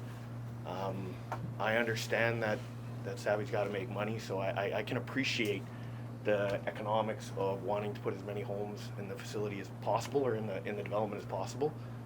I'm concerned about the homes that back up against ours. And the reality is that's a primary concern to us. The second concern I have is there's discussion over water. My question is, the water's got to come from River Springs and it can't run in front of the cemeteries, I assume. So do they have permission from every homeowner on the west side of the highway to bring water all the way up here? I don't know the answer to that. No one was able to give me the answer to that, even though I asked repeatedly in those sessions. But the reality is, Mike, I have a question that was never answered with regards to actually bringing water. I understand the need to bring water. We're on wells. I think it would be taxed on aquifer if there was 230 more wells put in. But in general, those, I guess, are some of my concerns. And I guess I'd just like to close with, I don't know that the overall development is in keeping as it's set out. It still looks like a lovely development. I think there's tweaking that could be done to make it even nicer and make it in keeping with River's Edge Estates, which is the reason we moved to the area. And I'd like to remind council that many of you ran for office based on keeping West St. Paul with a rural feel, and I'd like to see you make good on those promises. I'd like to keep beautiful the RM for our future generations, and I think with some tweaking it can be done. So for my part, I appreciate the time. Thank you. Well, any questions? Go ahead. Yeah, just, I don't know, what size is your lot currently? 75 by 200. So 15,000 square feet. The proposed 70 by 135, still not similar. 9,450 square feet. Yeah, the frontage is usually the big concern for most people, not the depth. I guess my concern is the development of 2 stories backing onto my property overlooking, because at 135 square feet, I did not anticipate when we bought in West St. Paul that there'd be a 2-story overlooking my property behind, despite a green space. I think some other developments, I think they've made, put it in the VAs that certain areas have to be bungalows versus 2 stories, right? I look at that development, and generally I think it's very nice looking. So my question to you would be, at the 60 foot, if they put those, and that's gonna hinder Mr. Barr somewhat, if they put a stipulation in there that those houses along that street had to be bungalows, would you have a problem with the 60 foot lot size that they are right now? At the 70-foot depth, I'm still or at the 70-foot width, I'm still a little concerned about the overall depth, because I don't know how you put a sizable home on that footprint if it's not a 2-story. And when I say sizable, I realize there's some reference to luxury homes out in West St. Paul, but It's why we moved here. We moved to have a bigger home, and we don't have a huge home. Our home's under 2,000 square feet, but it's still a bungalow sitting on a 75 by 200 foot deep lot, and I do not have to feel like I have to reach out and stare at my neighbor who's right over there. You know what I mean? It's a reality of why we moved here. It's a reality of why I think more people will move there, and if they mirrored some of that, my gut would say they'll pay more for it. I think it's economics in that regard, and there was many times that people recommended bungalows for the adjacent properties to our development. As so when they say they listen to everything, I get it's hard to listen to everything, but that's a pretty key one, especially for a big chunk of us who pay property taxes in Rivers Edge Estates. And there is also green space, conceptually we can buffer between. 30 feet, they said, and when you talk about the footpath being made to specifications, all the footpaths in our development are asphalted. So if you want to be in keeping with the developments that's adjacent to it, I just think there are small indicators that would accomplish that. And I know my concern is, and it's nothing against the developer himself, it's that when we moved into our development, there's a whole bunch of promises made by the developer that did not happen. The signage at our front was supposed to be there. It wasn't there until somebody kicked up a fuss, and 8 years later they put it up. There's supposed to be a playground with a basketball court. 10 years later it finally got done. I think there had to be some serious arguments that took place for the developer to finally make good, so this is not a personal attack in any way, shape, or form. It's just, I'll say, a low level of trust based on what's promised conceptually. I even look at these drawings and I go, why aren't there dimensions on every lot? I find it a little misleading when you go to look at the information. You come with 2 barrels ready and loaded. You know what I mean? To get mad. If they were on there and addressed, it's a little easier to take away the level of anger when you look at it, or concern, let's say. So. Go ahead. I'm just gonna comment on that one first with the size of blocks on this drawing.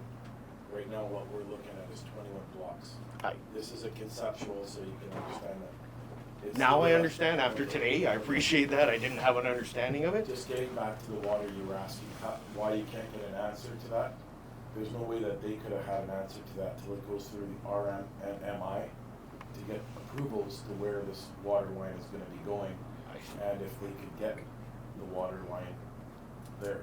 There's just too many departments to go through before this level. If it was to end, then there'd be engineering studies and all that done.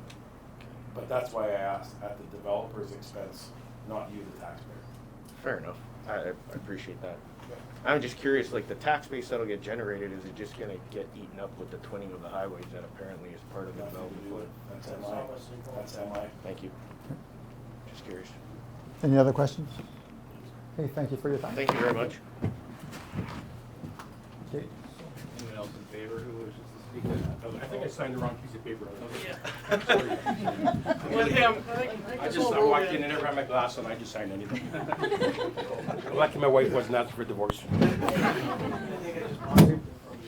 You did. What's your name and address, please? Hi, my name is Peter Vorjakis, and I live at 4777 Main Street, just a few lots south of our proposed new development.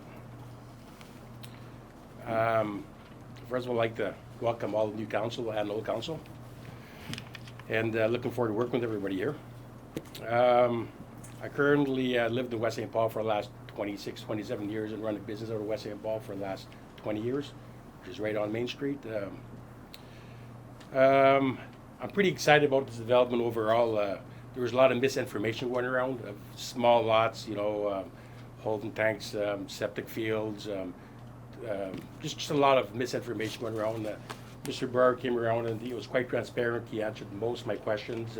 I had pretty much all my questions, which validated all my concerns.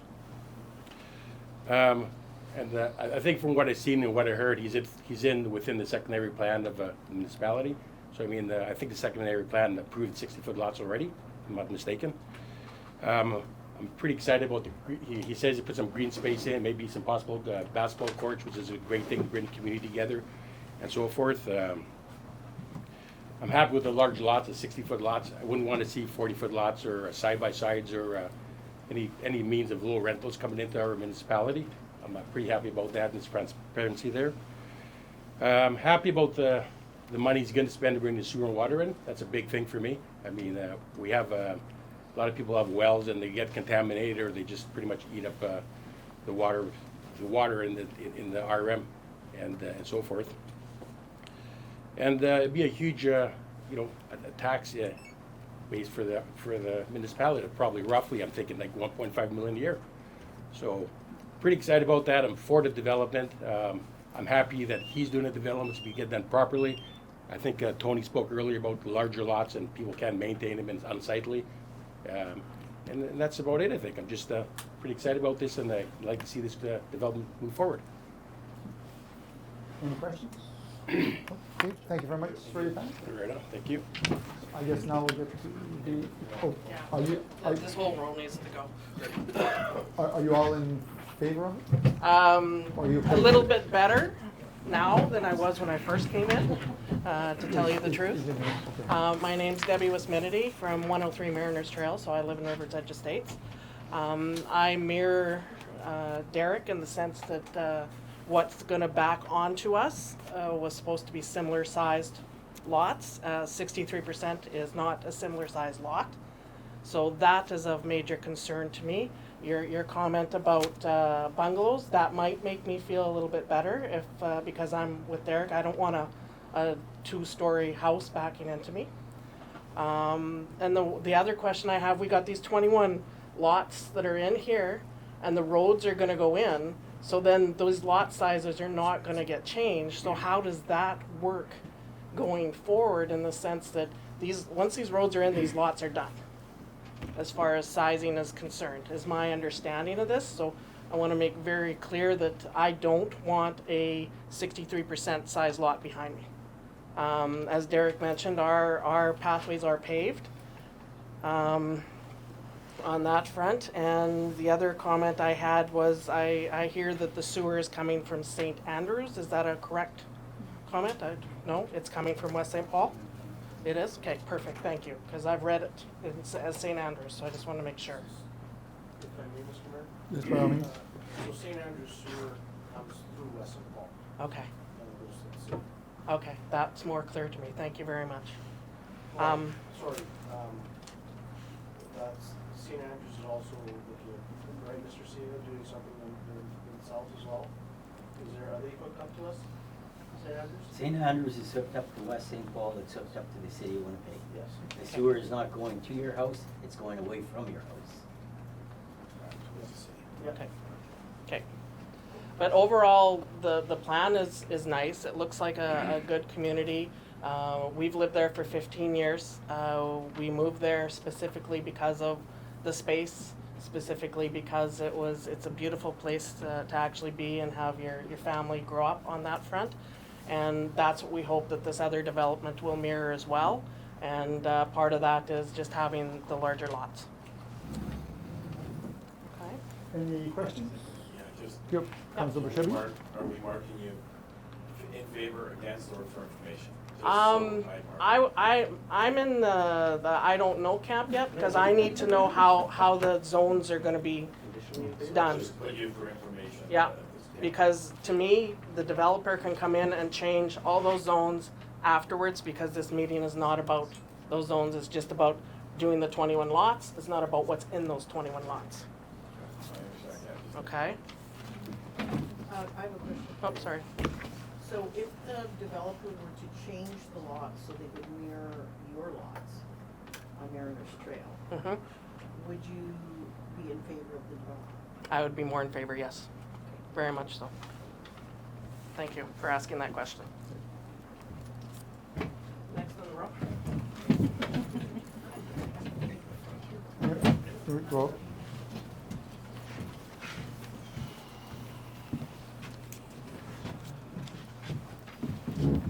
Stefan Taraski, AD7 Mariners Trail. I support my other speakers that spoke in regards to that strip of property. And as campaigning was going on, we were told that there is some rumors about smaller lots and stuff like this, and then with support for the bigger lots, which I really stay in concrete to that. Excuse me. So the mirror lots to ours, because I live on Mariners Trail, so be backing up would be ideal. If it's a little bit smaller in the depth, we'll probably limit it, but not in the width. Width should be a mirror. And I'm concerned also, as I heard, issue about the water. Because we have a well right now. We have a sewer that's going out, but we have a well. So how is that going to affect our wells and our water?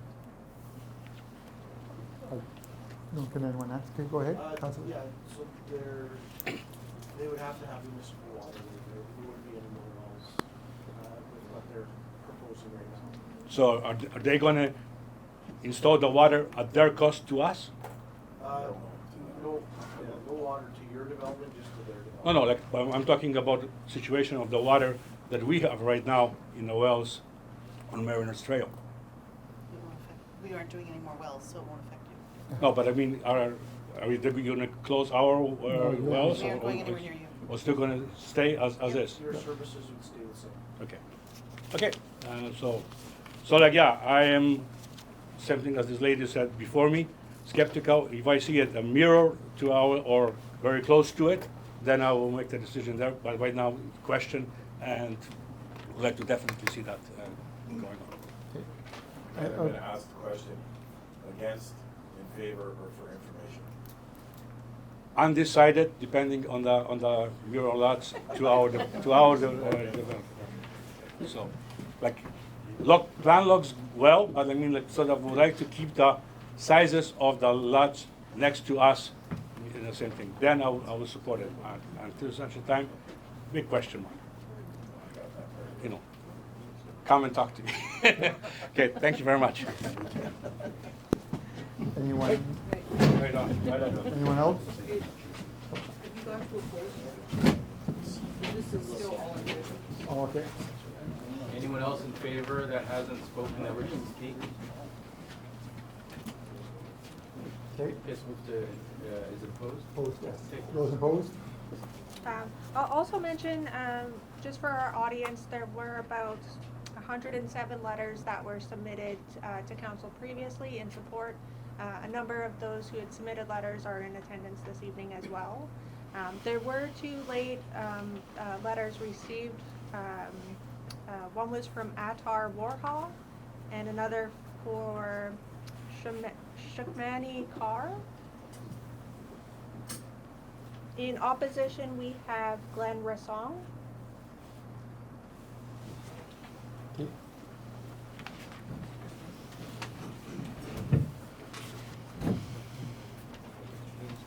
Glenn Rassong, 3796 Main Street.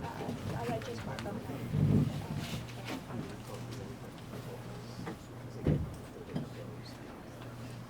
In 2004, I was in this room when River's Edge was given permission to build. And during the whole procedure, I reminded people, because I'd found out about the historic significance of this land in 2003, 2004. It's kind of a blurry part, 17, 18 years later. I stood up in the back and reminded everybody, I thought it would be 4 or 5 years later, but it's now 18 years later about this land being developed. I'm very happy that when this was presented to the public about the public coming and being part of the discussion, since I live 2 or 3 miles from River's Edge, from Main Street here, I did not see the sign on the highway, I did not get invited, I did not participate, or I would have discussed this. When the Middle Church plan was discussed at St. Benedict's 10 plus years ago, somebody here mentioned going to that meeting. I was at that one the entire week.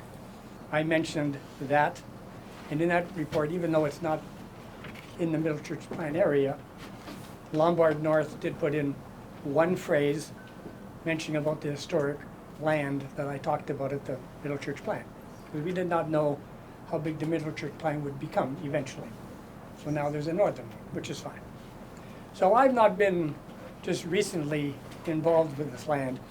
I've known about it since 2004, very shortly after it was not discovered, that it was starting to be more discovered, I guess is the word. I reached out when it was made public on Facebook or social media, whatever it was. Some lady, I assume it's you if I can call you Miss Jackie, but I'm not sure who it was. I wrote a nice letter. I respect that sign on that wall. Everybody gets respect. I wrote a nice letter explaining who I was, saying I'd like to talk to you people like yourself about the historical significance of this land. And I told them where my antique shop is. They don't drive by every day, but some people do. And I invited them to come and talk to me. I never got a reply, but that's not unusual for developers.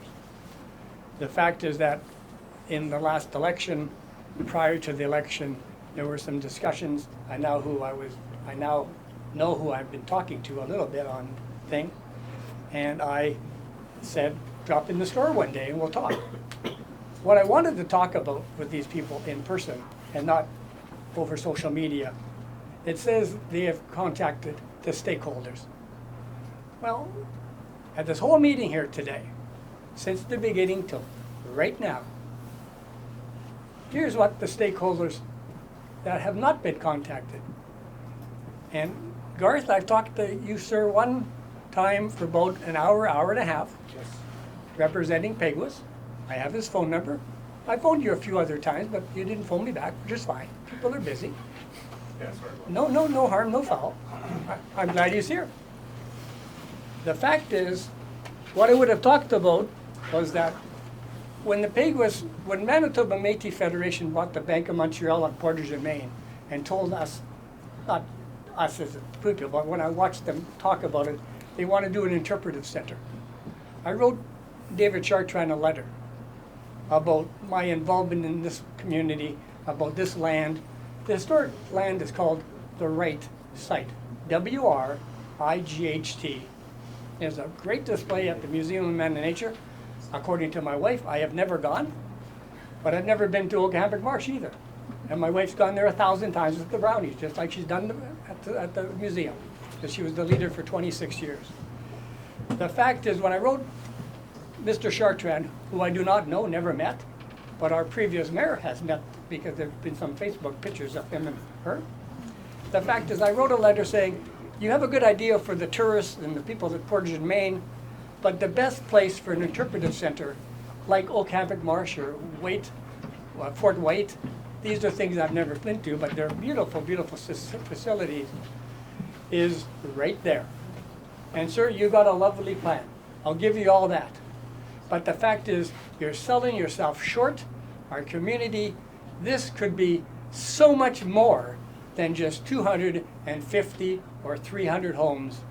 Because if you put up an interpretive center, millions of dollars, you get paid for your land. I'm not telling you to give it to them as a tax deduction. I don't want any of that. I'm a businessman too. The fact is, I would have told you to rate these people, the original stakeholders, the Métis, and I got to get this right, the Southern Manitoba Treaty 1 chiefs. And then you have to, I don't want to say call their bluff, they'll be involved. I had a man come into my store today and told me Wab Kinew wants to talk about this project. Well, that's just today's happening.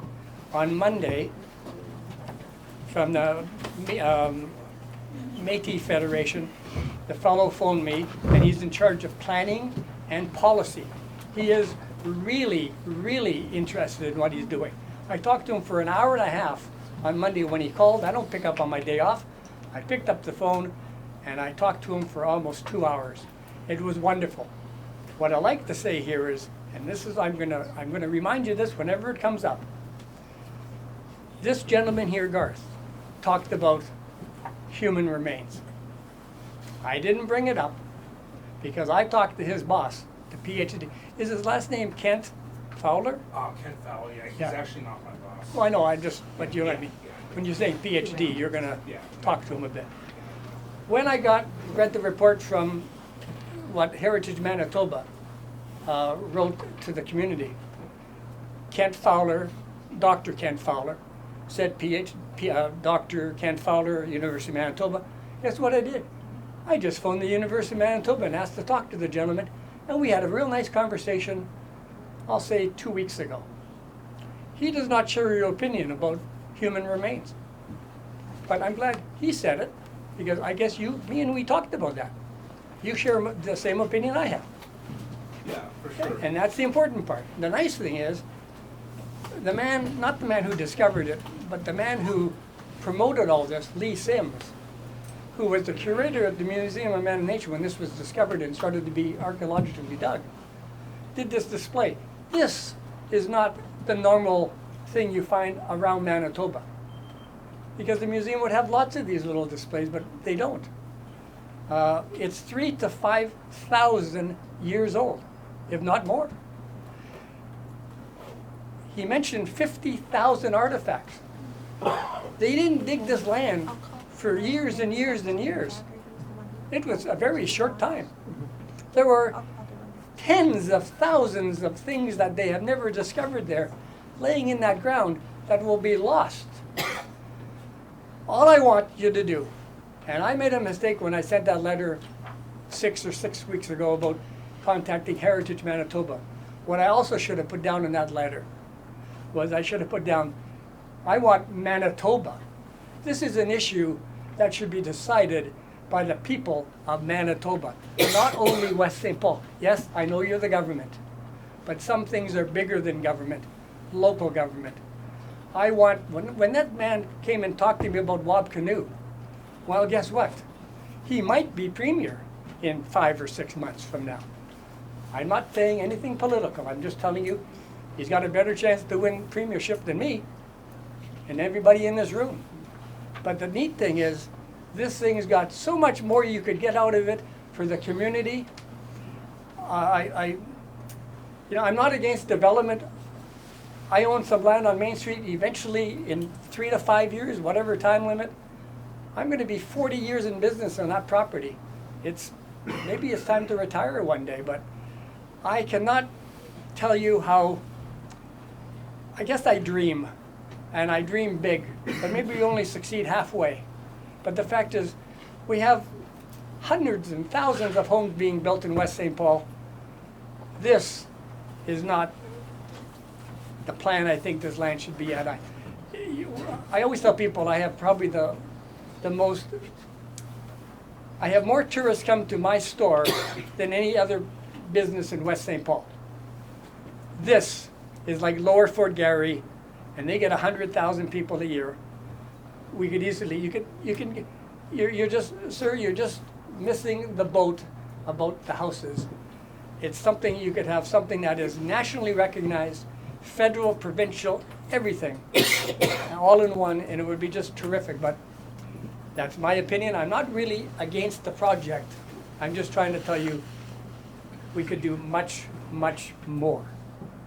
And I don't know if there'd be any questions. I'm happy that an expert, and he's much more of an expert on this than I am, talked about human remains, because according to Lee Sims, it's funny how the fellow had told me 15 years ago when I discovered this, that there's strong evidence of burial grounds. And that's what this gentleman told you. So that's all I'd like to say. Any questions, I'd be very happy to answer some. Anyone have any questions? No? None? Thank you very much for your... No, thank you very much. Have a good day.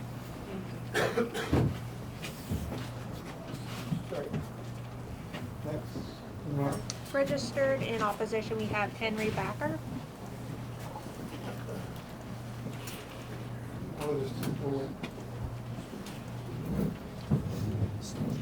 Sure. Okay, so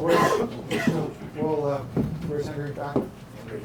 Okay, good. So after he's finished, we'll take a 5-minute break, 10-minute break.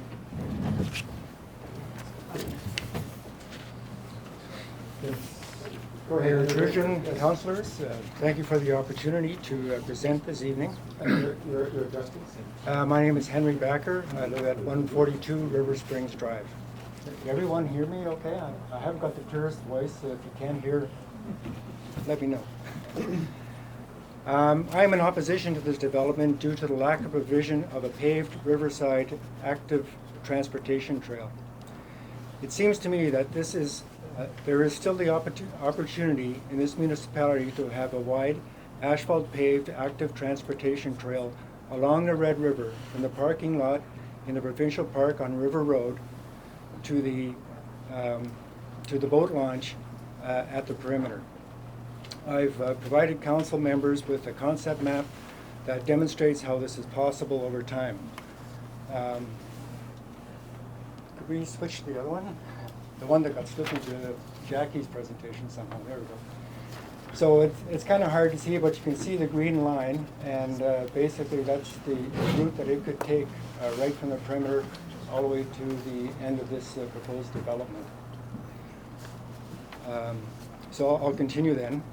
I think it would be wonderful to have such a trail which is easily accessed by all riverfront communities and communities beyond. A trail which the public can walk and cycle or rollerblade while enjoying the sounds of nature and taking in the river views. Views which have been enjoyed for thousands of years by peoples before us. This river made the Red River Valley communities what they are today. We should not be turning our backs on it. We should be featuring it and celebrating it. The problem with the proposed Riverview Landing development is that it blocks the possibility of such a trail bypassing this development along the east and preventing the trail from continuing to the north. So if we could see the subdivision plan.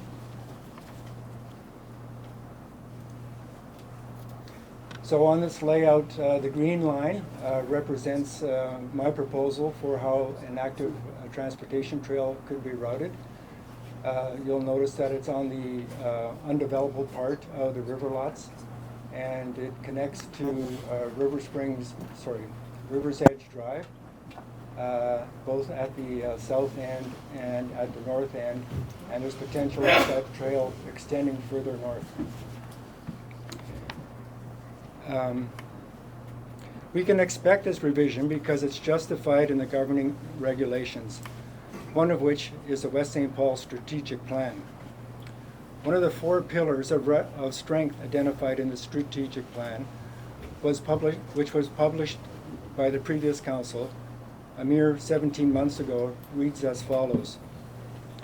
Being stewards of the environment is a priority for residents who felt strongly about green spaces in our community and keeping West St. Paul clean and tidy.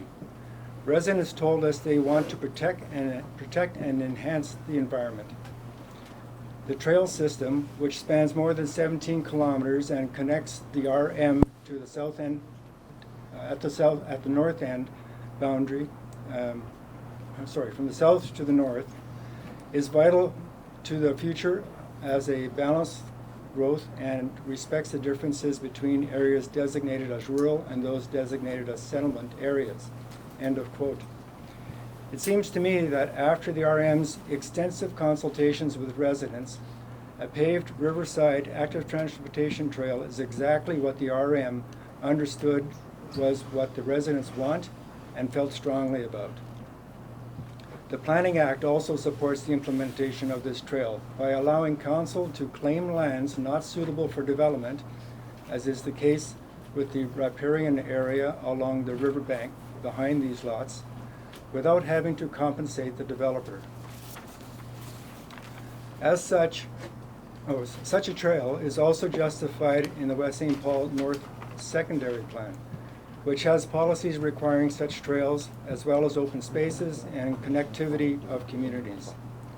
I commend the West St. Paul Trails Committee for the great job that they have done so far establishing trails along major thoroughfares in our municipality to provide safe routes for residents to walk and bike.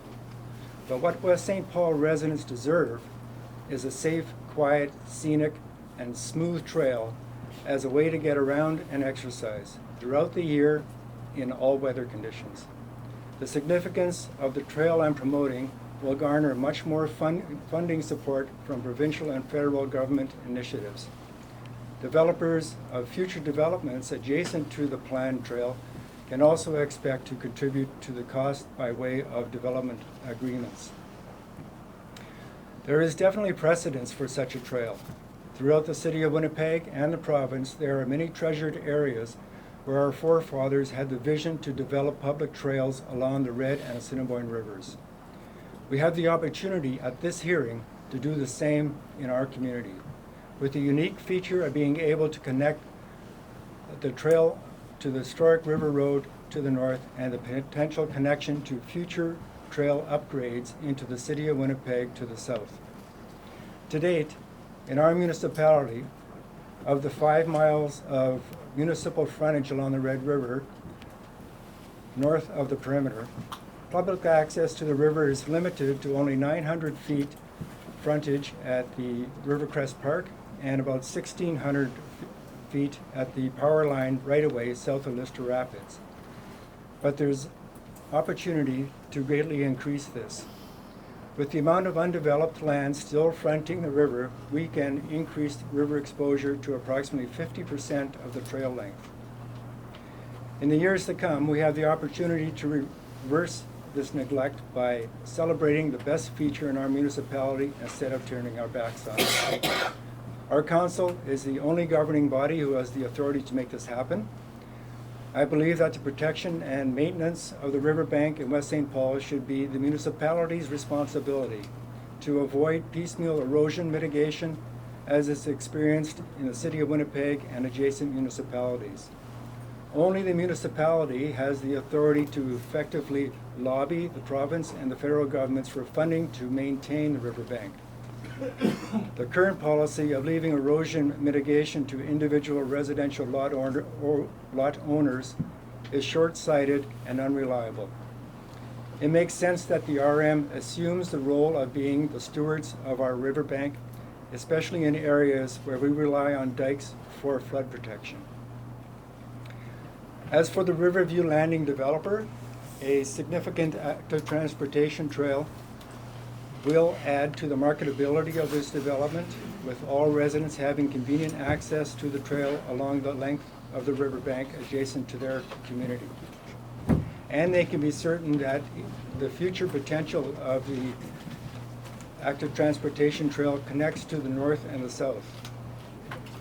Finally, if council should be reluctant to impose costs for construction of the AT trail adjacent to this development on the developer, at minimum, an easement should be imposed to secure the land required for future implementation of the trail. But I would recommend that precedent be set today to put the responsibility for the trail's construction adjacent to this development on the developer. So that's the end of my presentation, and I remain for any questions. Councilor Shay? Okay, so, sorry, my voice is a little bit hoarse, too loud or something, right? So you're saying to put a walkway at the riverbank here and then go up into River's Edge on the walkway where the proposed street or walkway, whatever is decided at the end of this, and walking through River's Edge to get to the other side of private property, or work your way back up to Main Street? Because the property south of River's Edge is also private property.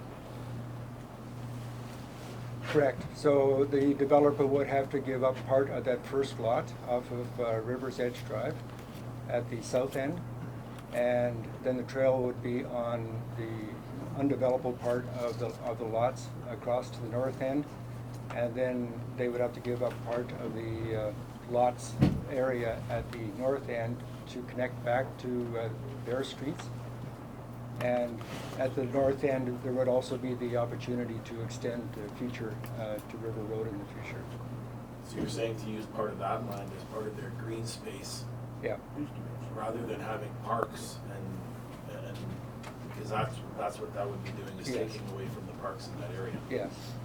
And at the same time, walking north or south from there, you're gonna walk up into River's Edge on a road. Then you're gonna, right now, technically walk up to Main Street, which is the next trail that's gonna get you over.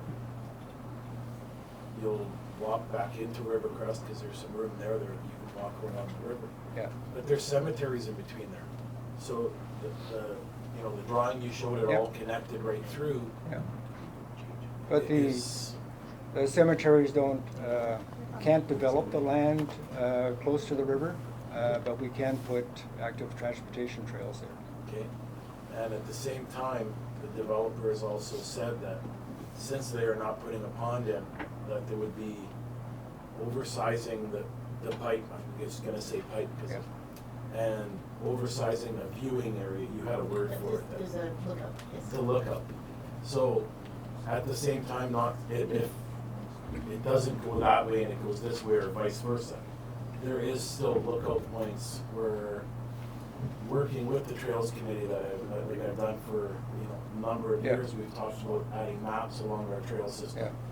Well, putting pictures of places like that, you are underway to this in the next 2 kilometers. So, trying to go through a private person's property, you can ask, but it's gonna be, I guess, up to council to ask for that. Well, council can ask them to redesign their development so that some of their reserve property gets reallocated to those locations to allow for those connections. Okay, and on the next thing I'm gonna say is you mentioned the RM to mitigate the erosion protection and everything on that riverbank. I was involved when we did 9 Baldock and part of Kennebec. There's millions of dollars there. Yeah, I realize that. But the government has, this is a public river, right? And we all own it.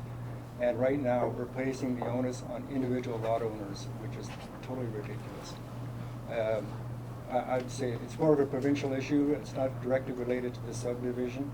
So it's just something for council to consider in the future. It is kind of on the subdivision because they have provisions in there that state that they have to bring it up to flood levels. They have to mitigate the riverbank for erosion. So that cost is directly on the developer. Yeah, great. So to put it back on the taxpayer where, if we have to look at it as council, we're gonna look at, we have a lot of people asking us for streets that are big money, and that I think a lot of people are using a lot more paved trail, not paved trail. But I'm just saying, going against one developer when there's precedents already set along there for probably, I can't remember the percentage you said, sorry, I was writing things down, where it's almost like it's piecemeal, going up into streets and back down. It is. I can see if it was started at the beginning, and that was setting precedents for the whole RM. But to put the emphasis on the developments that are coming up right now, well, this one has told us that they're gonna have a lookout, so something that people can enjoy the view. I have a hard time the biggest thing I have a hard time for is putting the RM at risk for mitigation on the erosion protection, and If I may comment to that is my personal recommendation. It's in my mind totally separate from this development. If the obligation is on the developer to repair the river frontage land, then that's, so be it. It doesn't affect what I'm proposing. No, I'm only speaking to what you mentioned in your presentation, so that's it for me, thank you. Any other questions? No? None? Okay, so we'll take a 5-10 minute break. 10-minute break. Thank you very much for your time.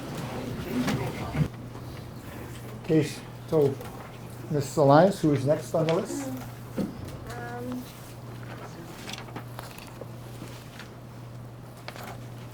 I think the last one was. No.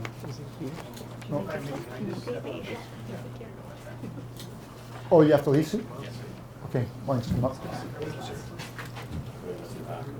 Yeah, Mr. Backer was last, but this gentleman wants this. I just have to speak after run. Yep. Have a seat? Yes, have a seat. Well, I first came here for information purposes. After listening to the developer and the plan, I tend to. So, excuse me, can you, your name Speak and up. Oh, your sorry. name and your address? 107 Mariners Trail. I back onto the new development. Okay, and your name? Mike. Mike, last name? Silva. Silva, okay. So, start at the beginning. I have to say that I tend to agree with my neighbors, Derek and Debbie, with regards to lot size. For ourselves, we moved into this neighborhood to raise our kids in more of a country feel and country atmosphere. Get a mic here. So for me, I tend to agree that the lots are a little smaller than I anticipated. I believe that anything backing onto River's Edge estates should be the same size or of equal size. I believe that a two-story home will not go well against Mariners Trail properties. I tend to want to understand further the walkway behind us that has been, or if there's going to be a walkway or the easement. And lastly, I do tend to agree not having the area connect to River's Edge. I don't want to reiterate everything that was said here. When I originally came in, I came in as undecided, wanting to get more information. I tend to now say I'm opposed to it, Okay. and that's really all I have to say. Okay, anyone have any questions? No? Okay, thank you very much for your time.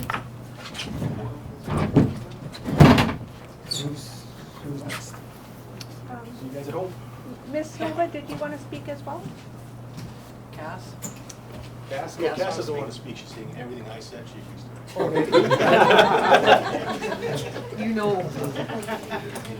Just for the record, we have Cassia Silva registered for information.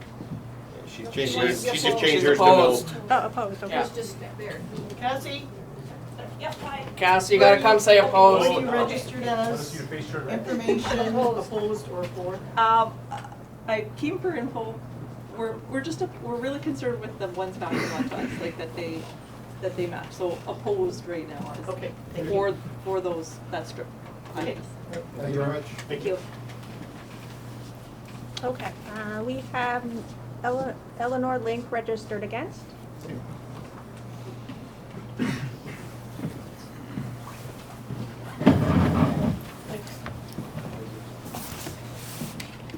Eleanor Link, 1045 Toshak Road. I know that this decision is going to be difficult, especially about the road. It's a safety thing. All the subdivisions starting at the south end of West St. Paul with Riverdale are one way in and one way out. And even Riverdale, which has a few more than 50 homes in it, has traffic problems. People speed, they blew through stop signs. There's complaints about safety all the time, because it's one way in and it's one way out. But I also understand why people in adjacent subdivisions don't want traffic from new subdivisions coming in through theirs. So it's going to be a very difficult decision, and MI isn't going to budge on this. They're not going to allow more access to the highways, so I feel for you. I gotta say, the public hearing, I should have said this first. Public hearings are supposed to be open to the public, and that means the public has to be able to hear everything that is said. Those of us who were in the hallway for the beginning of over an hour, we were in the hallway, couldn't hear anything that was said properly, couldn't hear it. So a chance at a public hearing has been denied for those of us who were in the hallway. If a public hearing of this size and controversy comes up in the future, perhaps another venue, which is larger, can be settled on prior to the public hearing. I also want to say I sympathize with the people who spoke against this because of the site area of coverage. When you compare RG, which is south of this proposed development, they want RC, they're allowed to cover their main building 40% of their property. RG are allowed to cover 20% of their property with their main building. Think about what looks congested and what doesn't look congested. There's a difference of appearance in the neighborhoods for the site coverage area.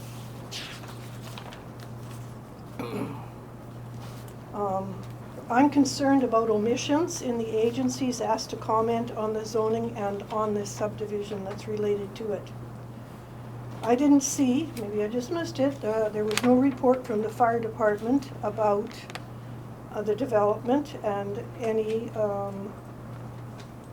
clearance for safety issues from the department. I am concerned that I don't see any comments from the East Interlake Watershed Executive Committee, and I ask why this committee was not asked to comment on the development and the zoning. In this past 2022 year, East Interlake Watershed District Executive Committee minutes record that Red River Planning District made one request for comments on behalf of West St. Paul. Then the committee reviewed the zoning bylaw amendment at 630 and 635 Grassmere Road. The same East Interlake Executive Committee minutes for 2022 record regular reviews for only one municipality in the Red River Planning District. And why should East Interlake Watershed District be asked to comment? The current plan, the Integrated Watershed Management Plan, which is over 10 years old and spans about 3 councils, recommends to rural municipalities and planning districts that East Interlake Watershed District be included as a commenting agencies for all applications for new residential and subdivisions and conditional use licenses.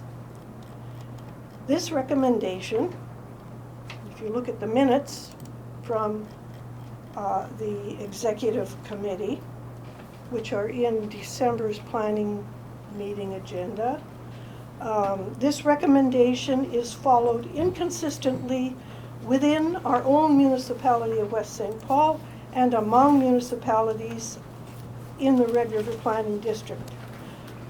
Why is it followed only inconsistently by Red River Planning District and our municipality? Since zoning, this zoning bylaw 2209P and subdivision related are located on land adjacent to the Red River, and part of the land is designated as a flood-prone area, I believe East Interlake Watershed District's recommendations as a commenting agency should definitely have been sought. They weren't, so we don't know what comments there would be. However, here are a couple of quotes from executive board minutes regarding other subdivisions in the planning district, in our planning district, that the committee did review. Quote, "Board is not in favor of any development within 100 meters of wetlands and waterways." That's 328 feet. Another quote, "Board is not in favor of development within the provincial flood zones." Looking at the Red River Planning District's property information map, the areas or roll numbers to be rezoned extend right to the river and appear to include the riverbanks. This needs to be looked at when the zoning is changed.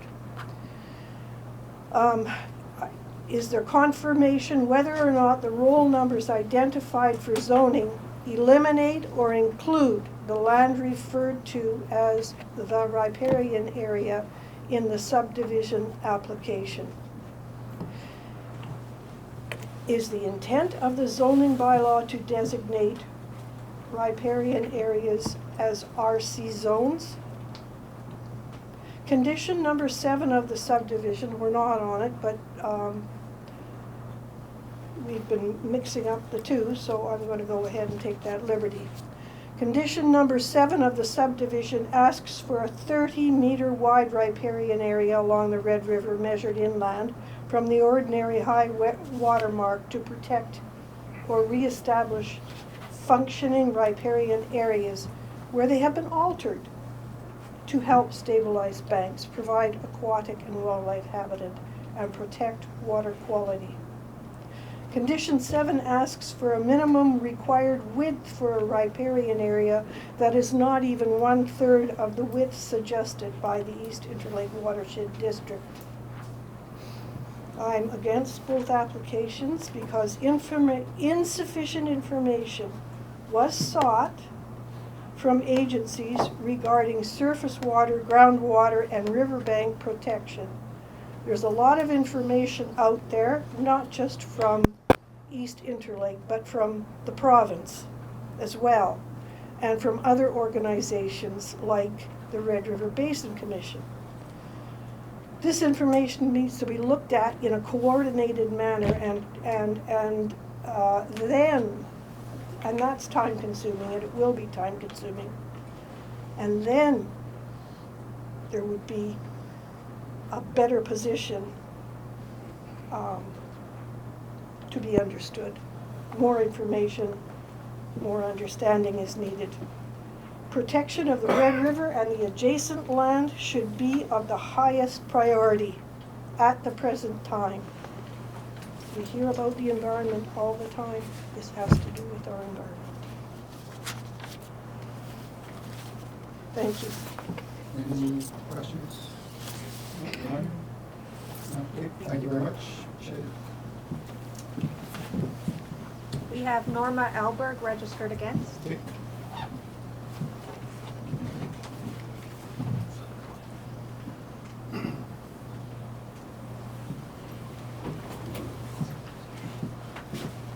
Good evening. Norma Alberg, 312 Evelyn Avenue, West St. Paul. So I am registered in opposition, and unfortunately I was in the hallway, so I didn't hear any of the presentation, but I did read the one that was provided for us beforehand. So I guess I'm going to mainly respond to what I've been hearing from people speaking thus far. One is about the lot width and lot size. It's sort of basic math to me. If you change a width of a lot from 75 feet down to 60, so going from RG to RC, you've reduced that width by 20%, 15 feet. But at the same time, the lot size for that RG is 15,000 feet, and it goes down for the 60-foot lot to 8,000 feet. So you've reduced your lot size by almost 1/2. So if you take a block of wood and put it on a piece of paper, i.e. a house on a lot, there's only so many ways that you can shift that block of wood to make it fit if you want any empty space around, as in if you want some yard. So if you need some yard, you're going to have to go off and up on a narrower lot to a 2-story, because otherwise you don't have any yard. It's encouraging to see the 60-foot lots in that they're much bigger than the 44-foot. I live on a 90-foot lot, so it's still kind of foreign to me. We've lived on that for 30 years plus. We moved here because it's a 90-foot lot. And our biggest joke when we got here was that the lot that we lived on in the city was 40 by 90. And we could now stretch 10 of those down our property. So I could have handed something out my kitchen window. The big fight was to get up first and get your windows open, the curtains at the kitchen window, so that the person there wasn't looking into your kitchen window. Now that's what I'm seeing here, is the 44-foot lots in the other developments, and unfortunately we don't have the amenities that you had in the city. So what I'm seeing is each developer coming and doing nice looking layouts, unfortunately with the small lots. And then there's usually some trails leading to the amenities, but I'm still waiting for the amenities because they're not there. we've heard about people talking about aging in place, and I'm retired, and as far as I'm concerned, when I leave my single-family lot, aging in place to me is that I'm gonna go into some place and somebody else is going to look after the maintenance of that place, and I'm going to not be leaving my general area very much. I'm going to enjoy walking around paved sidewalks, walking out to get a cup of coffee with somebody, to pick up a loaf of bread, but none of that is here yet. And so what I would really encourage the council tonight is, this is an opportunity for you to sort of slow down the train. I looked at the statistics, the census statistics from the last 30 years, from 1991. And generally, there was a pretty steady development within West St. Paul, averaging around 8% increase in our population for every 5-year census period. So that kind of fits with general good managed planning, where you've got 1.5%, maybe 2% increase in your area, your population, your housing each year. So in a 5-year census period, when we were coming in at around 8% increase, that wasn't bad at all. But then in the 5-year period from 2016 to 2021, which is when we often hear that we're that 10th in the top 10 fastest growing municipalities, but it's just, the census is a count of the population. It's not saying anything about our economic viability, our business development, our whole total community development. It's just counting heads. And in that 5-year period, we increased by basically 25% from the 8%.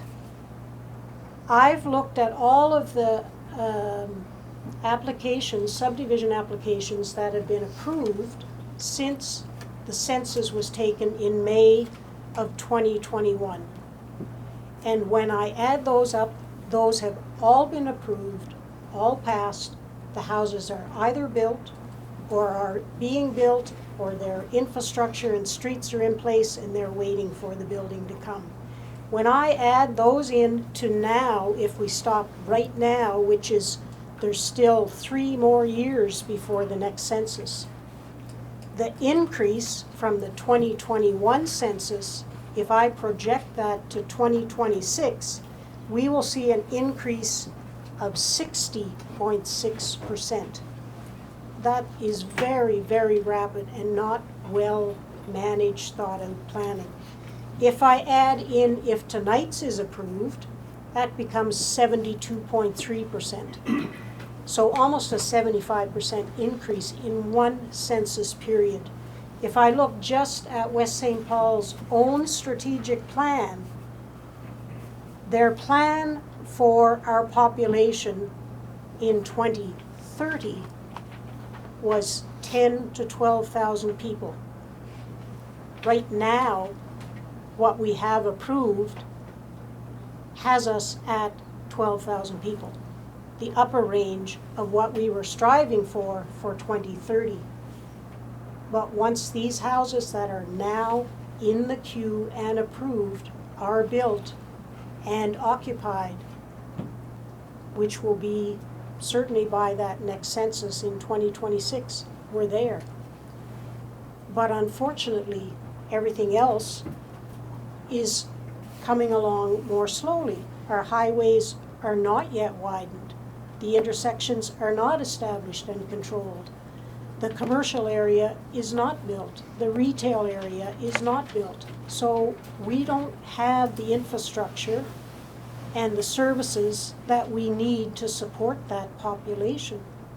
The schools, we don't have new public schools. The private schools that have arrived recently have relocated from somewhere else, already occupied with their students. They were relocating because they needed more students coming in already on a waiting list. So that doesn't help our neighborhood. The public school that we're going to get here is in Meadowlands. And Seven Oaks School Division has said very clearly that their first school will be built in Aurora. And they're aiming for that to be built and occupied perhaps for 2025, and after that they will begin the planning for Meadowlands. So if anybody is moving in here now with a child entering elementary school, that one's gone, because that kid, he's gonna keep growing for the 5 years, and then the elementary school will come along, but the kid isn't in elementary anymore. They need now middle school. So we just have to slow down and allow things to catch up and allow you to think, if you will, outside the box. That's what some of the earlier speakers were saying. This is not bad for a development, but it can be much more if you really just slow down and think about the opportunities that are there to really establish a total community that will bring people more closely together, because they are out and about walking on very accessible paved sidewalks and trails that actually lead to an amenity, whether it's a corner grocery store or a barber shop or things that we use every day. But all that we're doing now is establishing greater traffic flow, because everybody has to get in their car to go somewhere to just quickly get that haircut or the cup of coffee or the loaf of bread. So we need to start to see a balancing of that and slow down the housing and encourage the developers who've said, we're going to do the shops of West St. Paul, we're going to do this commercial area. Slow this down for the houses and bring in some of the rest so that it's a more balanced community. Clearly I missed something about the water. I'm going to, I have memorandums of understanding that were signed between the municipality of West St. Paul and 6 developers, if you will, as partners when the water arrived from Cartier in 2016.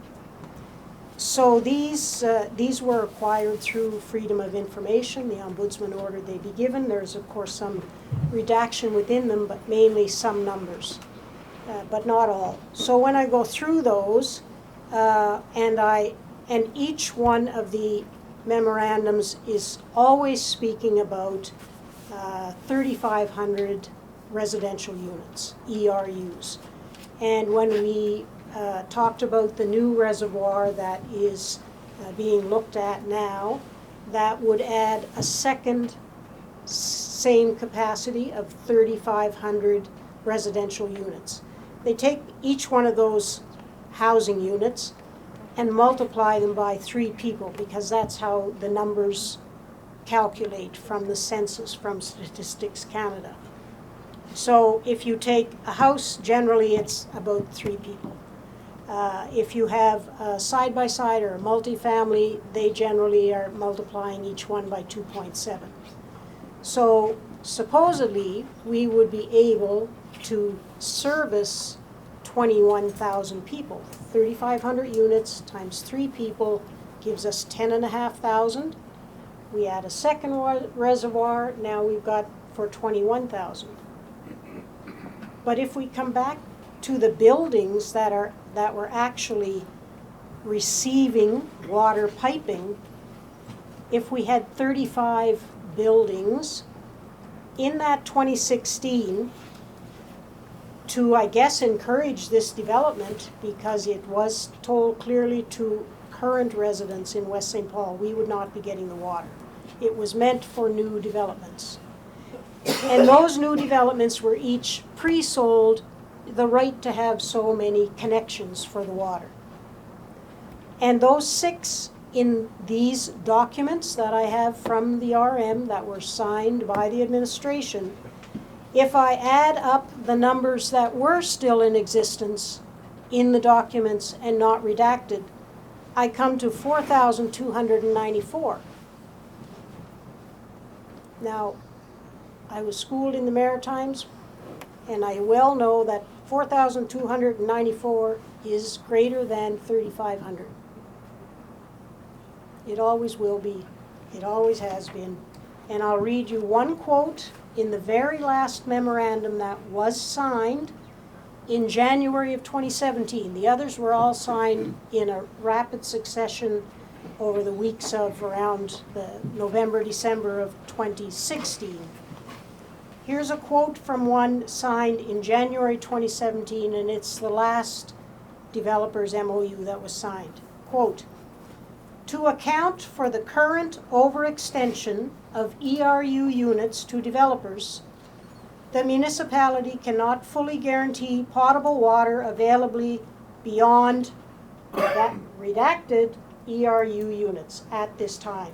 However, it's anticipated that the RM will be able to buy back unused ERUs from others to resell to Thiessen Towers at the same locked-in base rate of $2,000 per ERU, or will expand capacity to accommodate additional demand. In the event that this cannot be completed in a timely manner, Thiessen Tower Inc.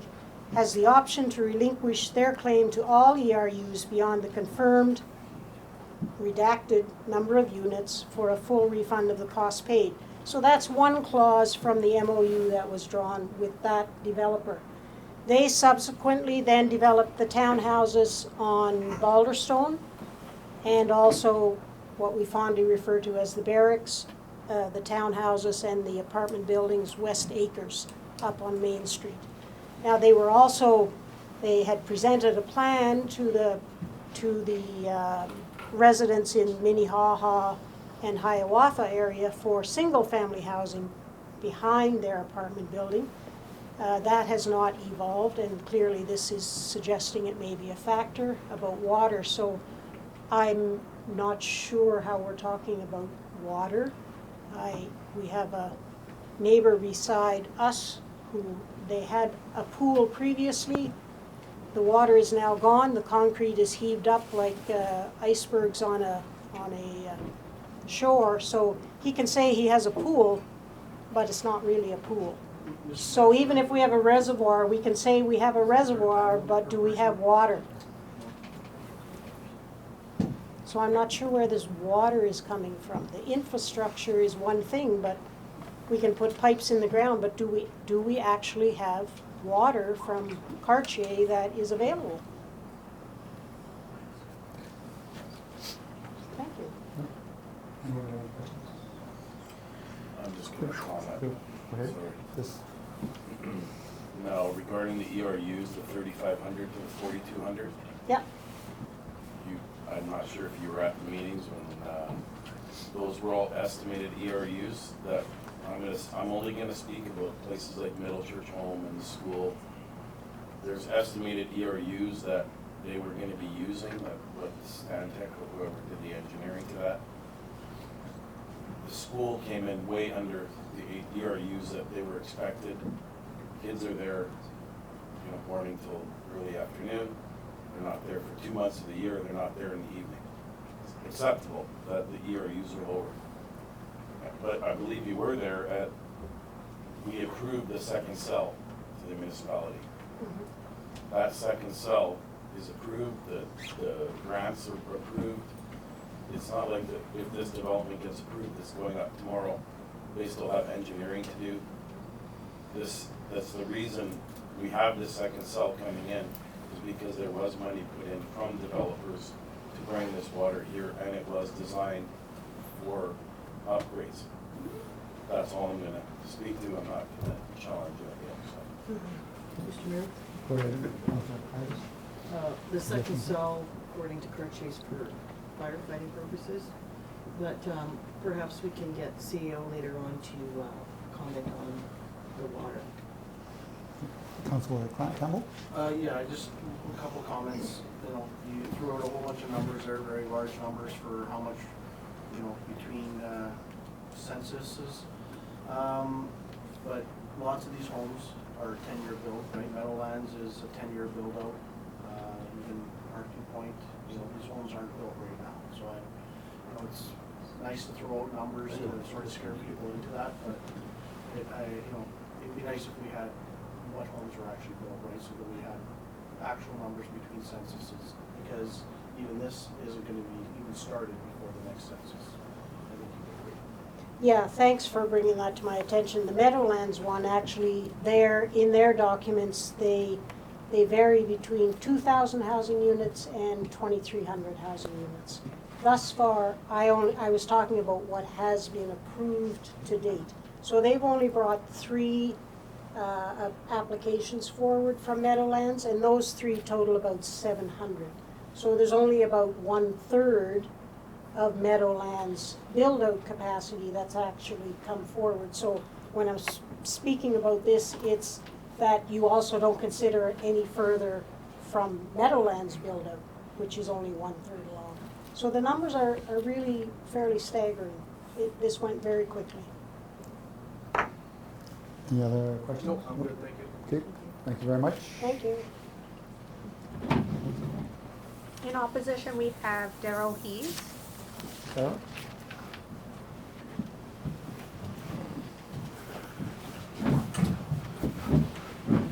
Hello, I am Darrell Hees, and I live at 137 River Edge Drive, West St. Paul.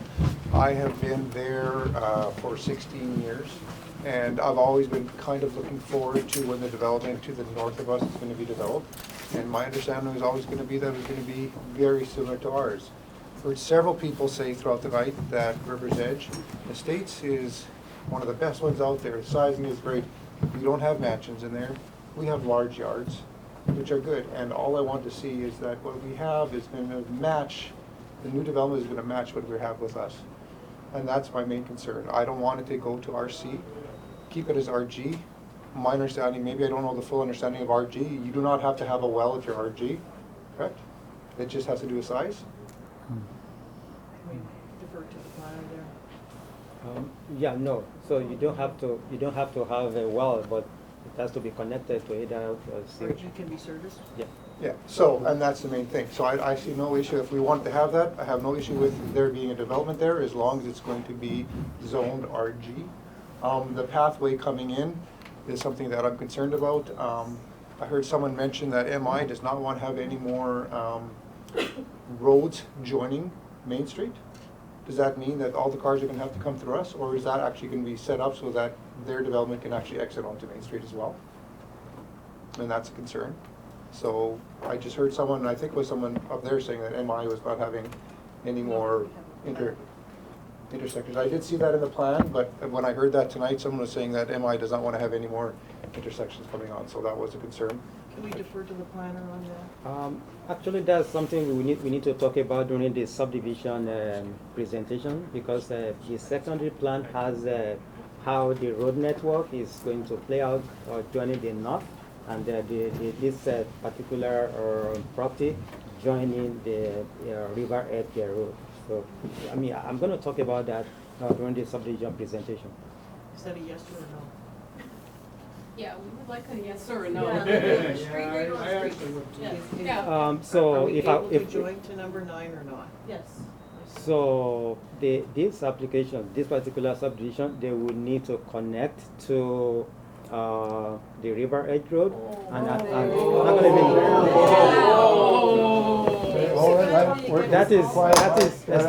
that is as per the secondary plan. So the developer can either amend the development, the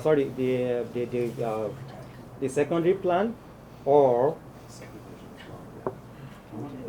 can just make another plan that shows how it's going to connect, because he needs 2 assets according to the. Sorry to put you on the spot. Yeah, that's okay. But we are talking about both these applications at the same time, I understood right from the beginning. So that's why I asked the question. Mr. Eno? Yeah, I guess I would just defer to the mayor and administration. I believe you only opened a hearing for just the rezoning. That's why my colleague is hesitant to talk about the subdivision, because we haven't legally gone into that process Okay, yet. Ms. Wilkie was talking about both. The applicant's more than welcome to talk about whatever they want.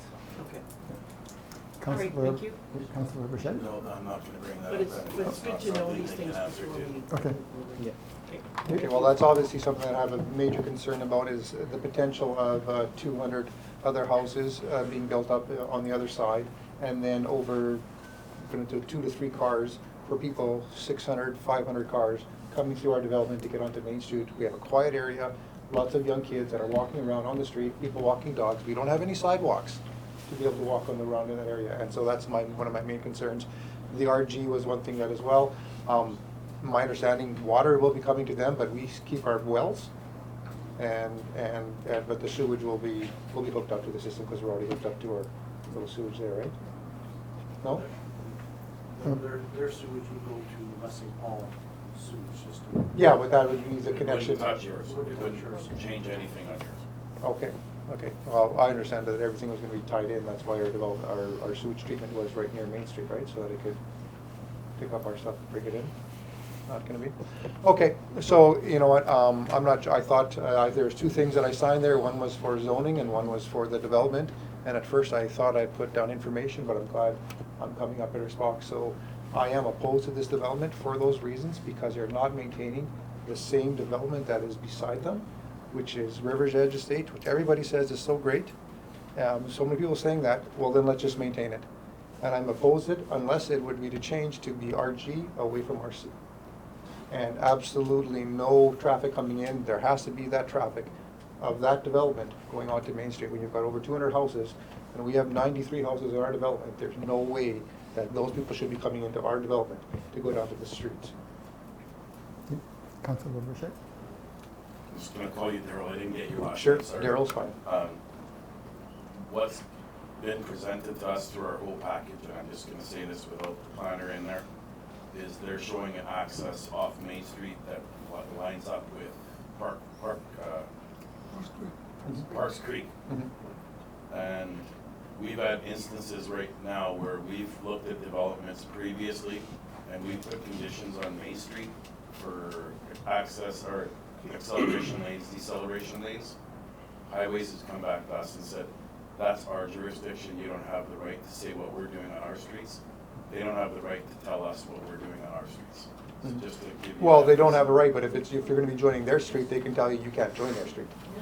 The plan has come out and there is remarks back from MI on our package, saying that they wanted to line up the Parks Creek. And that was my understanding too, and when I saw that, I was happy, but tonight, I heard someone say, and I'm not sure if it was someone in the council or who said it, that there will not be access going on there, and that the MI, and I don't use the term MI, and the majority of the people down here don't use the MI, so I believe it was someone up there, and I wish I could remember who it was, said that there's not going to be access, that the MI does not want to allow any more access onto Main Street. So that is something that needs to be clarified, I'm then, just obviously. clarifying. Well, yeah, but I mean, get that information from MI, you know, and also then tell them to double it up, because we need more segments on the highway, but that's a whole other issue. Mayor, I have a question. Go ahead, Councilor Fowler. Daryl, if this development was RG, would you be opposed to it? If it was RG, no, I would not be opposed to it at that Would you point. be opposed to the traffic coming through if it was RG? Yes, Okay, so the traffic's still an issue. yes, traffic is definitely an issue. All right, And in regards to the gentleman that seemed to get upset and that was asked to leave, Dorothy did come and speak to me at my house as well. She never once said anything that they were going to do that. She said there's a potential that if things change, if the zoning changes, that the lots can get smaller. And that's what her concern was. And so I take relevance. I don't disagree completely with what that gentleman was saying. I've been in this development for 16 years. One of the third house on the river. We've been there a long time. As long as we can keep it RG, with them getting that, MI getting the approval to get the street back onto Main Street from their development, you know, that's what my main concerns are. So for that reason, I am opposed. Excuse me. Can I ask you where just to remain quiet while We I'm have young coming to speak? children, I'd like to move to West St. Paul, but we've got to run. Yeah, no, that's it. Okay. Very respectful discussion. Okay, thank you. Sorry, go ahead. No, that's Are you good. done? That was it. Anyone have any questions? Okay, good. Thank you. Did you want to talk before you leave? We are good, thank you. You're good? Yes. Okay. Yes. We have Roman Markowitz marked down as both against, and for information. You wanna come up? You wanna, Sorry, hi, so I'm Anita Krug-Markowitz, I'm 78 Mariners Trail. so- I or just- came, Can you say your name again? Anita Anita? Okay. Krug-Markowitz. Okay, thank you. Okay. And I came in, and now I'm a definite opposed, Okay. hearing that the traffic access, that's a deal breaker for, I believe, everyone. And I wish that the people that were here earlier could hear it, because I don't know if they would have voted the same way.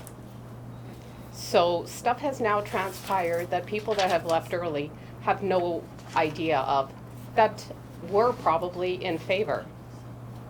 So I'm just gonna say that. The other thing that I actually do not like about the proposed smaller lot sizes is the proximity of the houses. And it's not a privacy thing, it's a safety thing. We have a fire department, we keep building more. And I'm with the ladies over there. Have we heard from the fire department? Can we sustain, and can they actually safely monitor all these houses? So that's the question I have and what I bring forth in front of you to consider. And that's it, and, no? You're just agreeing? Okay. So hold it, just wait. Oh. We have questions? Yeah, so I'll let you guys know. So the RM, just so that everybody is clear, the RM can say no road connection. It can be in the development agreement. The RM does have that ability. You know, just so that everybody doesn't hit the panic button, which is obviously happening here. Yep. Can it be overturned without? Well, it's how does the- it get overturned? sorry. Wait, oh, there's too many people speaking. It's in the development agreement, you know, that it can't be connected. Well, also in one of our town hall meetings, it was brought up that should council see that it's a safety issue, they can bring it up. So are you telling me right now our development's unsafe? That we're closed off? I'm not saying Okay, that myself. but I'm just, I'd like to just say that was something that was brought up at one of our public hall meetings. So lots of times it's referred to as, you know, your development, I know it's one entrance, but there's really two, right? Right. So they say if there's a accident there or something, that the whole rest of your development would be at risk, but there is, you know, just like this development would happen in and out, same type of thing. So if there's only one road in, and I'm trying to think of, like Whistler Hollow, it's 2 lanes, yes, but there's no division, where, I think your entrance is a little bit wider than most, right? So I believe it would be something similar to that, so. Okay. Any other, you want to go? Yes. What is coming to us tonight is showing an access off Main Street. It's not showing the access through River's Edge into this development. So that's what's being presented to us, since it's being brought up that way. And I know we can't go to the planner because we're at a zoning stage, not a subdivision stage. What is here is showing a separate entrance. The questions that almost everybody had was that walkway or roadway, whatever they want to call it, which MI has opposed that they want to join. We can, as the other councillor said, we can add it as a walkway with boulders, and we've done it in other developments, that if an access is blocked, in case of an emergency, they can lift the boulders and go through the roadway. And we're okay with that.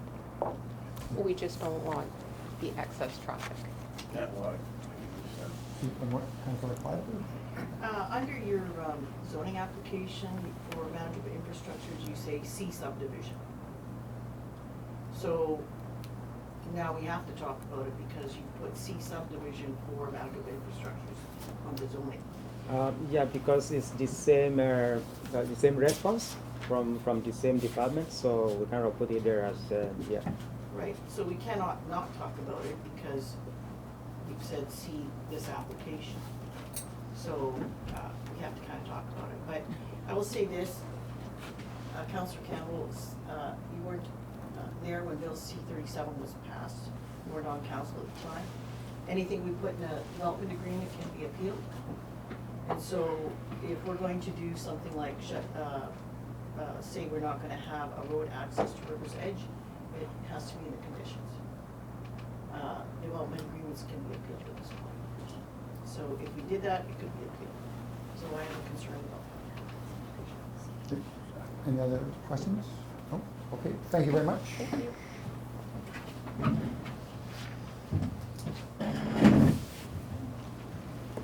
Last person registered in opposition is Ben McGilvery. He submitted an email just stating he was in opposition, no additional comments, and he's not in attendance this evening. Okay. Oh, yes, is there any other people that would like to speak in opposition to this? Okay, by all means, how do you want to do it? You want to? I'm close. Hold it, wait, hold it. We're just changing our vote. I didn't hear what you said. My name is, sorry. No. Said if you've been up once, Yeah. you're not supposed to come up again? Yeah. Okay, well, I want to change it from need more information to denied. Debbie Wisminity, 103 Mariners Trail. Is that all right? Can we have That's Mr. taken, Wise okay. note that? Thanks anyway, appreciate it.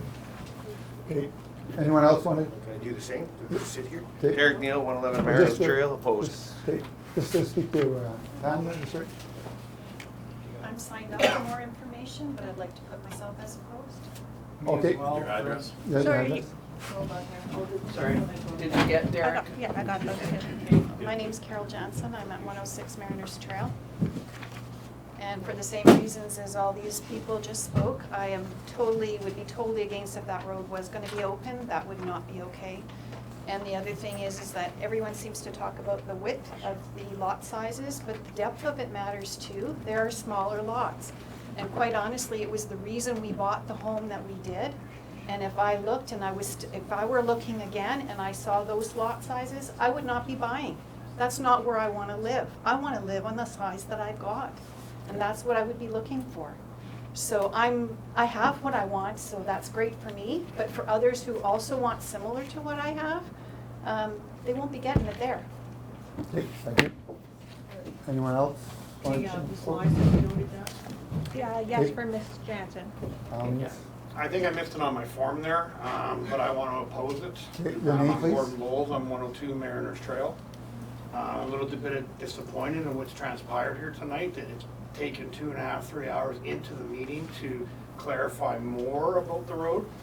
For me, lot size on what they are doing is a concern, but when our development was built with the 93 homes, the road system and everything was built based on 93 homes, not an additional 230 homes.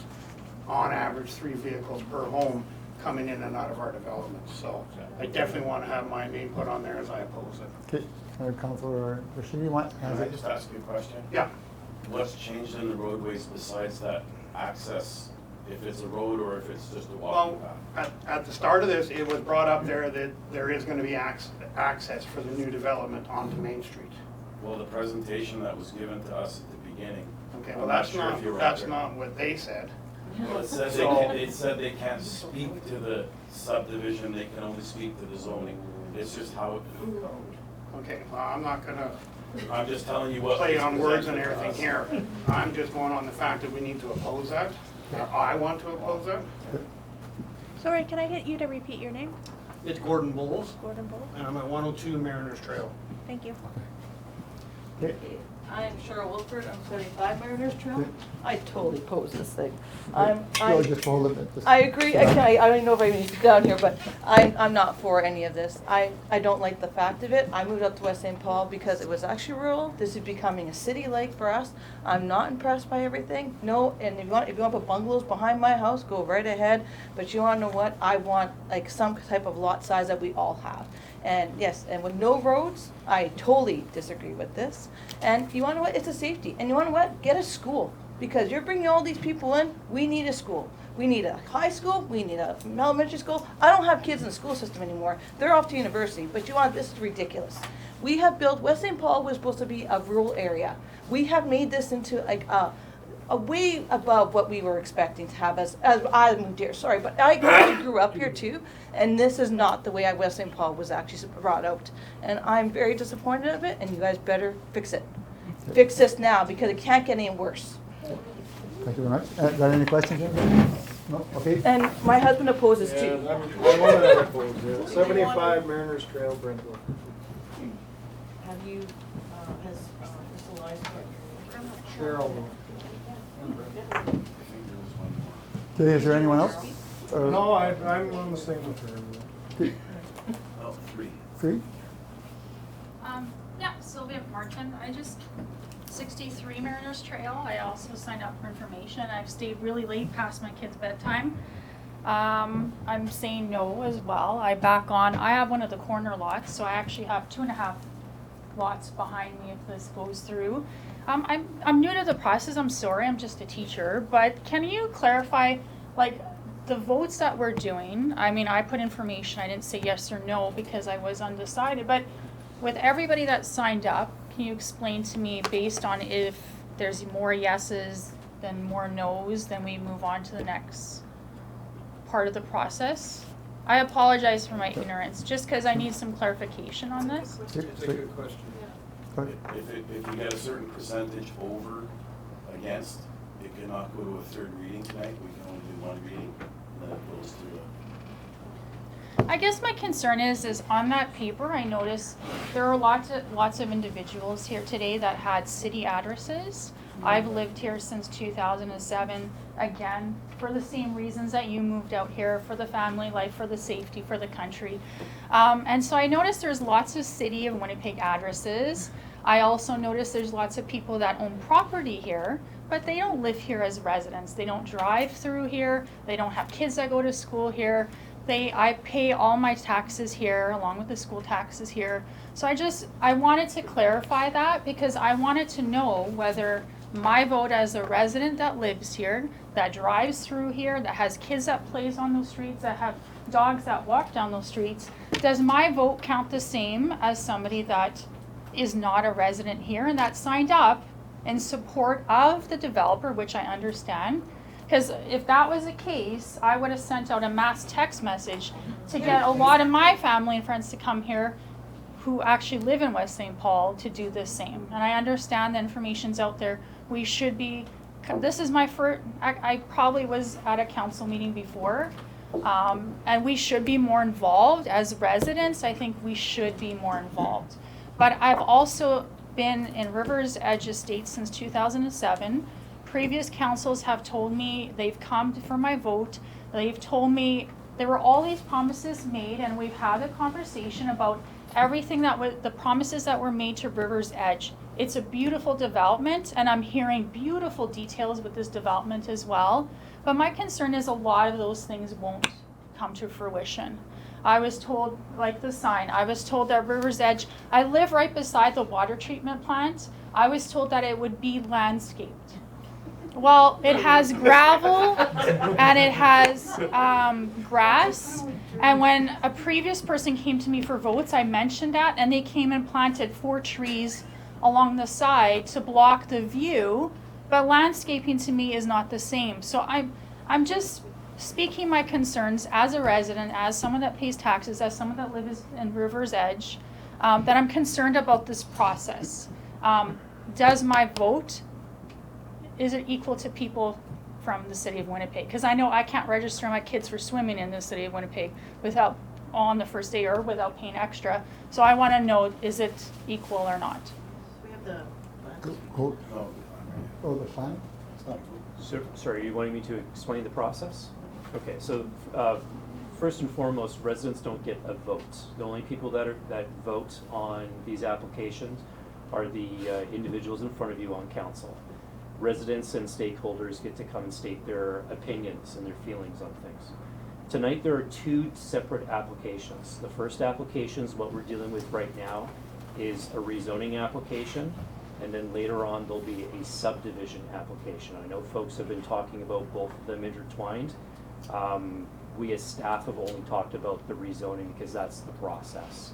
And I can also appreciate that not everyone understands or knows the process. The only question in front of council and I guess in front of the public, really on this first application, is the RC zone appropriate for this land or not? That's it. The second application that deals with the subdivision deals with the layout of the roadways and the blocks of land that the applicant has proposed. The applicant has shown a conceptual plan that shows all the individual lots of how they're gonna lay out and how the parkway is going to connect and how this road going south into the existing neighborhood may or may not connect. That's all conceptual. That's not actually something that council is voting on tonight. That would require an application later on in the future. The second application, as I stated, the subdivision is only about establishing the road right-of-ways and these large blocks of land that still need to be further subdivided. So just to make sure that everyone's clear, the concepts are not what council is deciding on tonight. Okay, so you're physically And- saying that they're gonna give us a map of how, like, what size of block for each lot that they have on there. Like, right now, you just have a block. You don't Yeah, say that's what all size there- of sure, house that's all actually there. want. Like, One at a time, please. So, right, Mr. Mayor, that's exactly what's happening. They're only applying for the roadway system and these big, large blocks of land. They would have to later split up those lots, and show us the sizes. and those details would have to come through in So a we formal should have that application. on there for- it- you We should don't have have that. that information because that's not what the applicant's proposing at this point in time. Now, through the rezoning application, which we're dealing with right now, the mayor and rest of council are wanting to know if you're for or against this. That's important because if there's a threshold of 25 people who are against the application and have registered as against the application, not for information, but actually against it, that might trigger an appeal process, at which the decision then goes to the Manitoba Municipal Board. So that's why the mayor is asking for if you're actually in favor or against. I see there's councilors have some maybe other questions. Is it separate? Do the residents, do they look at the residents' votes or not votes, objection or approval? Or do they look at everybody that's signed up for this? The Planning Act outlines that it's 25 eligible people, and an eligible person is whoever is 18 years or older. It doesn't specify if you have to be a resident of West St. Paul or Timbuktu. Does that answer your question? Yeah, and I think it answers Yeah, I a lot guess of we better people's call them. questions. Yeah. And I think the concern is that we've lost a lot of residents who had to go home to children, and I understand this is taking a long process. But I'm just truly disappointed. After this being my first council meeting, I'm so disappointed that developers, and I appreciate you want your money, but you can call in all these different people that can say yes or no to a development or idea or whatever the zoning you want to call it, that's going to be out my back door. So I just want to state that I'm disappointed. And I'm hoping that the council can work on this. Thank you. I think, so go ahead one more time. Yeah. Back to the planner. If we're only speaking the zoning, would it help that when it goes off topic into the subdivision or whatever the lot size is, that we get called out? Because right now, we have an application that says to us, see previous application or see next application. We've had them come to us as a mixed zoning subdivision application. So when we're sitting up here doing this, I think we need a little more guidance at the planning end, that when it's getting off topic, that we get reeled in on it, or just to stop wrong information or information changing the way it has tonight and make people a lot more uneasy on what's going on. We're just looking for guidance. Please go ahead, Councilor Pine. I appreciate that, but the applicant started with both the subdivision and zoning. So if you want to put a kibosh on the residency, you have to put a kibosh on the applicant as well. You can't say the applicant can talk about it, but not the residents or the people that have come to vote in favor or oppose. So the other issue is the original zoning application that I have before me says C subdivision. So when you have the planner say, Manitoba Infrastructure's comment C subdivision, well, now you're linking them together. And that's a problem. So there should have been separate comments for the zoning and separate comments for the subdivision, so we know what's going on. I completely agree with you, and I didn't mean stopping the residents. Right from the beginning of all this, we either talk about one thing, or we talk about the whole thing. Just to make it open right from the beginning of the. To be fair, yeah. Okay, Mr. CA? Mr. Mayor, the process is that, that someone signs up and they talk at the table. The process usually doesn't go where people put their hands up, and Yep. so we have to try and stick to that. Yep. And if someone wants to change their vote, they can come over here and I'll let Pam know, not their vote, but whatever they've put on there. And if they were for information and they want to change to against, you don't have to shout out to the council. Come and tell me, and Pam's keeping record of it, and I'll change it, okay? Thank you. Thank you. you address questions? So, Go ahead. I'm gonna go, like, everyone has had a chance to comment. We've gone to the end of our, Mr. Willing? oh, you still need to speak? Yes. Okay, by all means. Waiting for you to ask. Okay, by all means, come forward. Is there any more that need to speak again? Oh, there's more? How many more need to speak? About half a dozen or so. Oh, okay. Jerry Belenky, 354 Garden View Drive, West St. Paul. I didn't hear the presentation because I was in the back, and I didn't sign the paper because there were so many people I couldn't get to the paper, and everybody was signing. But I have some concerns. One thing I'm going to say is that this property is going to be developed at some time. Like, it's a piece of land and it's going to be developed. Whether it's going to be developed with this project, I don't know. Another thing I'm going to say is that, you know, we come up with these concepts and all these drawings and everything. But if that paper was blank, that's what the zoning is asking for. That paper being blank. Because everything on there can be changed, except the roadways or whatever it is. So it's not that, well, we're having this many there's no measurements, there's nothing on there. There's just, it's to appease everybody. So another thing I'm gonna talk about is the water, and that's a concern with me. Now we have a new reservoir supposedly coming up, but not tendered. Okay? So we don't know when it's gonna be tendered, when it's gonna come. All right, it's coming. My problem is, why is the water always going to the new residents? How about the people that have been here for 50 years? When do they get water? Now, I live next to a commercial development, which is supposed to be a business park. It's now an M2 park. But it's not an M2 park because you really can't get manufacturing in there because there's no water sprinklers. So we have trucking, which is not M2, it just allows them to put trucking in. Now, all the things about the green spaces, I have this development against my place. Green space, no. Weeds this tall. Wind blowing, it looks like it's snowing. You can't say nothing, no need to, right? That's what it is. So promises made aren't always kept unless it's written down black and white.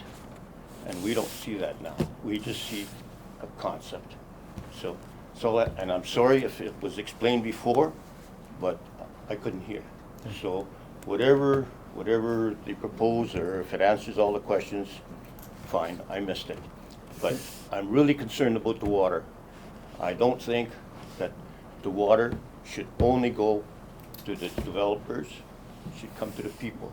When the water come to West St. Paul, it was the plume is getting bigger, our wells are gonna be contaminated, and the people have to agree with this. And then the water rates were sold, okay? And that's the result of it. And I don't know how many residents have actually the water. The I shouldn't say residents, but the old-time people before the water come in, I don't know how many people actually got water. I guess maybe if the pipe was going by, they included them or they forced them into it. But most of the people didn't get water. So you opposed or you? I'm opposed, yeah. Okay, good. Thank you. Anyone have any Because, you know, questions? They say the cars, there's gonna be minimum 500 cars, minimum. You know, it's like 230 homes. Even that, it's gonna be 600. Thank you very much. Okay. Next, who's next? Thank you. Caitlin Belanger, registered for information? No. Who? Pardon? You all right? No, nothing? Okay. Caitlin Belanger, she said. Yeah. Next one? Ryan Henry for information? Ryan Henry?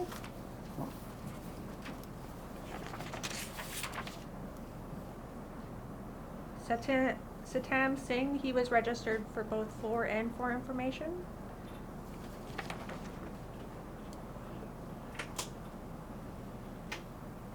Sapna Shetty Hees. I'll make this very quick. Okay. Your So, name, address, please? My name is Sapna Shetty Hees, and I live at 137 River Edge Drive. So I just want to say that I'm opposed to the current zoning to RC. I would not be opposed if it was RG, because as a lot of my neighbors have said, we moved out here because of the rural feel. We've raised our children here, we've been here 16 years, and we love our development. We love our community, and we just want to see that mirrored north of us. So I'm opposed. Okay, thank you.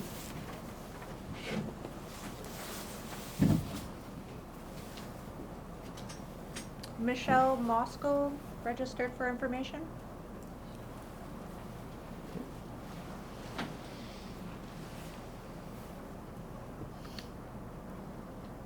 Jag Gill for information.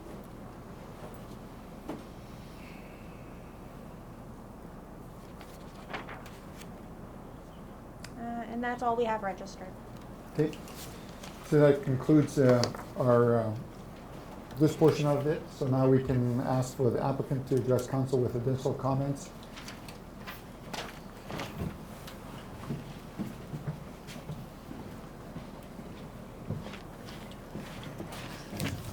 Thank you, Council. I want to start by apologizing for bringing this into a discussion on both the rezoning and the subdivision. In other jurisdictions, they are heard together, and it does make it a little bit easier for everyone in the council and audience to understand how it fits together, one hand in hand with the other. And I know that there would have been much more conversations about what's going on with everything once they see the plan that showed where the rezoning of the RC would be. Well, how does that work? What does this mean, etc. So I apologize for bringing them together. It's just, I had an idea that there was going to be a lot of questions going on. With the comments that came up, I want to start by saying that yes, there is a road that goes out to Main Street. It is a divided road so that we have a double access out to Main Street. As per our presentation, we are asking council if they would like to have the road along River's Edge, the right of way, closed off to street traffic and just have it as an access point for pedestrians and or emergency vehicles. That would be, again, up to council to make that decision. We have no opposition to that in any way. It was brought up in the public engagement and as an important part with the meeting with our neighbors so that we have the safety link, but we don't have the vehicles going into the other one. And that's why we have the access out onto Main Street. For other parts of the items that have been brought up in regards to the archaeology, we will be working with the archaeologist, as we said, and anything that gets brought up during the excavation of the roads and materials will be looked at closely. The protection of the riverbank, we will not be beyond the There's a designated flood zone that there will be no development in, as per the requirements from the drainage and riverbanks for that area. Sorry, there's a lot of items in here.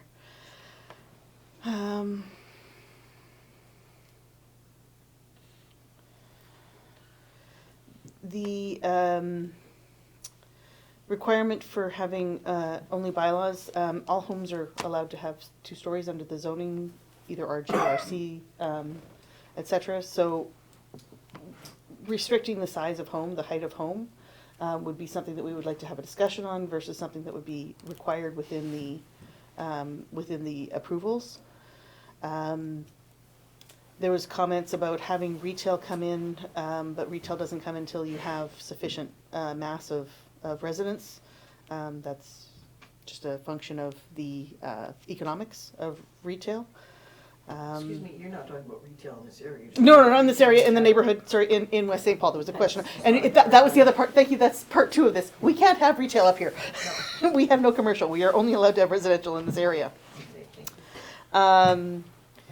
In regards to water coming to this site, that will be the responsibility of the developer to have the pipes and have the water rights to this site. That is up to him to create that ability to have the water, and that will be done through his own agreements, not part of the rezoning application.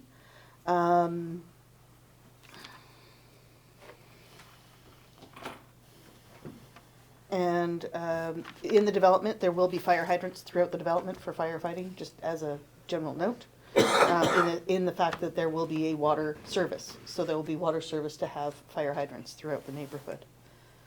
And for protection of groundwater, there won't be any wells, so there'll be less points of potential contamination throughout the area because it will be piped water. Trying to see all of the other comments that came in.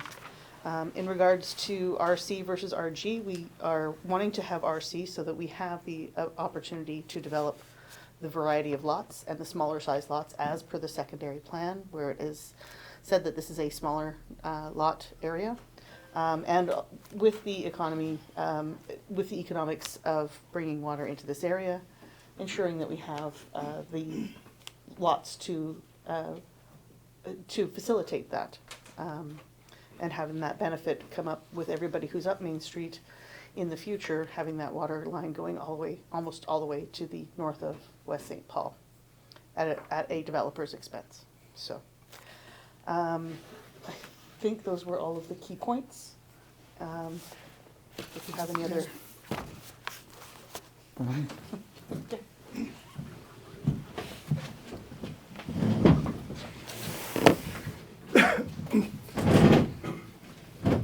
Still my name again, or okay? By all means, just say it just in case. Okay. Sabi Brar, 43 Bonnie Lane, Winnipeg, Manitoba. Okay. So the elephant in the room is the opening of River's Edge. We are proposing not to open it. Right? It is up to council to shut it down and let everybody know that it can't be open. Which is MIT, yeah. MIT has actually asked for it to be open, but like Councillor Bushadi, I think, alluded to, that they don't tell you what to do in your area. So I, as a developer, am asking the same thing a lot of these folks are asking, to close this road completely, right? If you want to have access for the fire trucks with the boiler that can go down, absolutely, right? So it's my request to keep it closed, please. Number 2, Derek, thank you, and the entire row. I appreciate you guys coming here. We are willing, if you look at the map, can you bring that up, please, where the lot sizes are? So it's 135, 70 foot wide, 135 deep. 30 foot is the green space in the back. So we can extend that right to the back. So the fence will not butt into their fence. It'll be next to the easement that the RM owns right now. So there's the property between, I'll use Derek for example. His fence and the people who's going to buy on my side, there's actually an easement from the RM. So that's It's space, a very small one though. It's very narrow. 10 feet or whatever, I don't know what the. Yeah. So we can actually extend those lots, bring them right to the property line. The only reason I didn't do that, because then they would have sheds in the back to look at, as opposed to green space. So we can remove the sidewalk completely and extend those lots. So there'll be 170 by 165 per se. Other than that, we are willing to work with you guys. You know, the river lots are actually bigger than the development on the south. They're 32,000 square feet, as opposed to 15,000 square feet. You said, I'm sorry, you said 70 by what, 165? Well, we can eliminate the, It'll be the wa- 163-ish. the 163, So that's 11,000 square feet. 11,400, 11,550 actually. Would you be willing on the Mariners Trail side to mirror the lots exactly at 75? No, no, we're allowed to have 60-foot wide lots in RC zoning. You know, 70 is a perfect divide for us, and it's not going to make much of a difference, in my opinion. You know, if we're willing to go the depth, I think the width should be accommodated. Councilor, That's all I have to say. Councilor Campbell, you want it? Yeah, I just had a question, and it's not to so I had asked a couple of the residents on Mariners Trail, and a couple of them had said their lots were 75 feet wide. By 200. Yeah, so Mr. Barr, yeah, so lots of people I think were misunderstanding, and maybe you guys on Mariners Trail weren't, but the lots were already gonna be 70 wide, so that's only 5 feet difference, because I know some people had said it was gonna be 15 feet difference, you know, backing on. I don't think any of them, but the 5 feet is very minimal. What's the length? Oh, he's speaking, so. I think Mr. Barr said that he would look at adjusting the length and getting rid of the walking path behind, which would bring it up to Mr. Barr. 163, 165. 163. I think you That's just, all. yeah, you said 165. It depends on where that easement is. We have to do a measurement to be sure of that. I Okay, believe Mr. that, Mr. sorry. Did you have any comments? No? I believe RG is 15,000 square feet.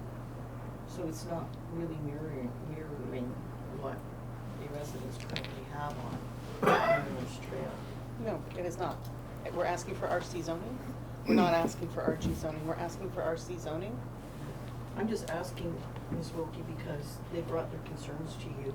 You do have 75 on 70. the river. You do have 80. I'm just wondering why there's no flexibility for their concerns. It's That's the- their concern, like Yeah. that's what they're Mhm. opposing it for. And yet you don't wanna budge on that?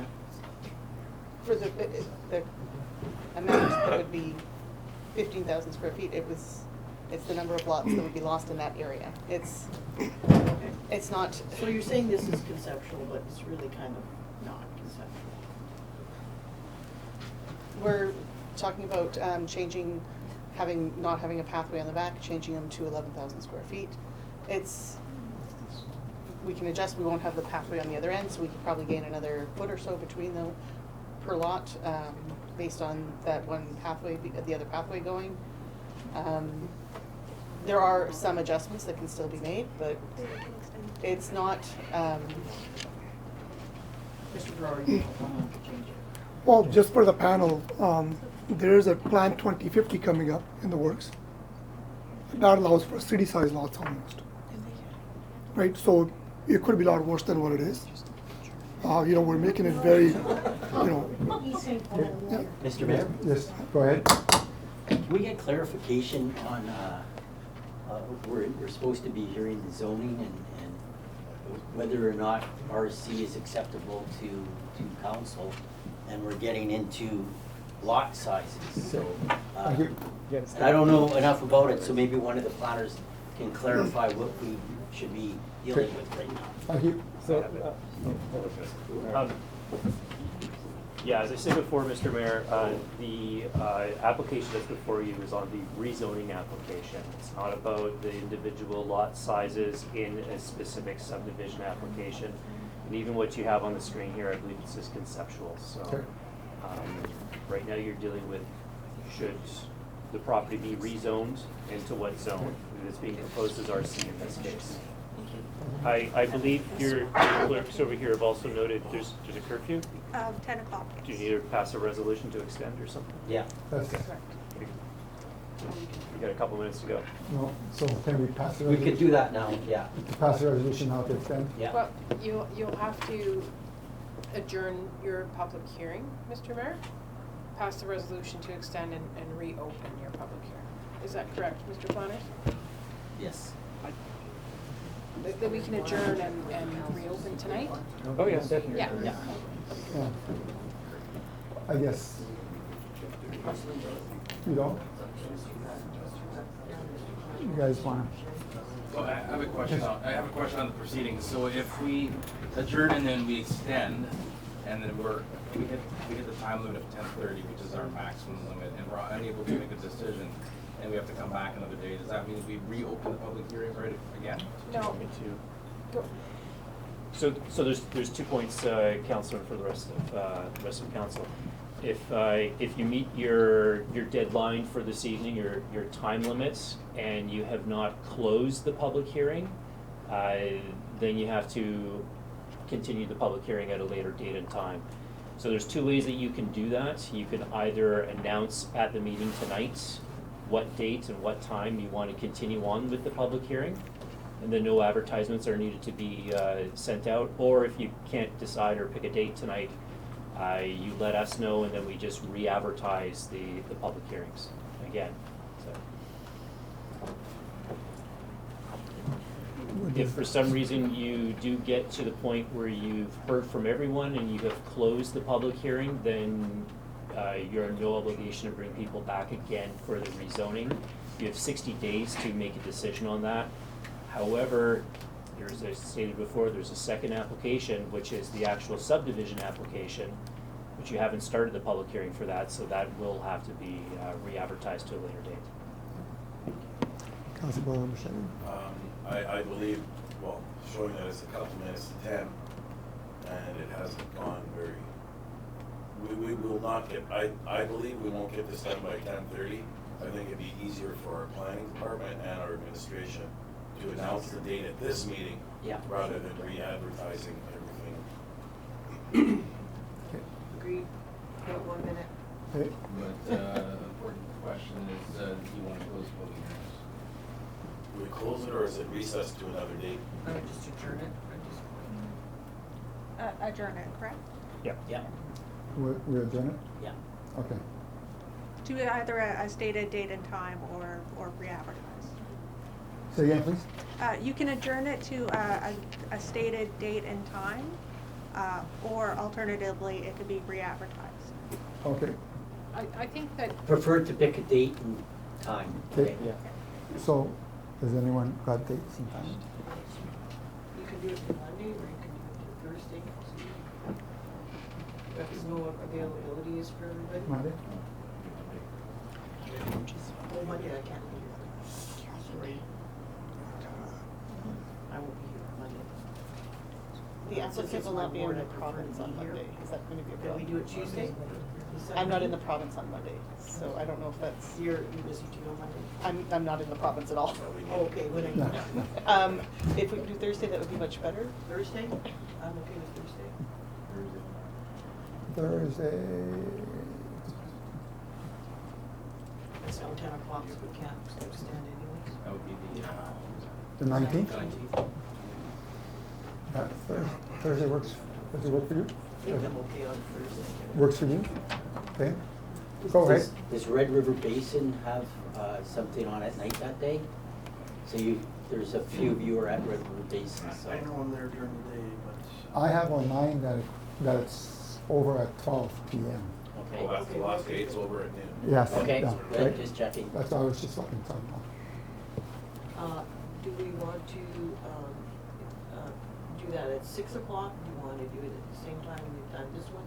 Do we wanna do it earlier, or should we stay with the 6 o'clock? At least 5:30. You want 5:30?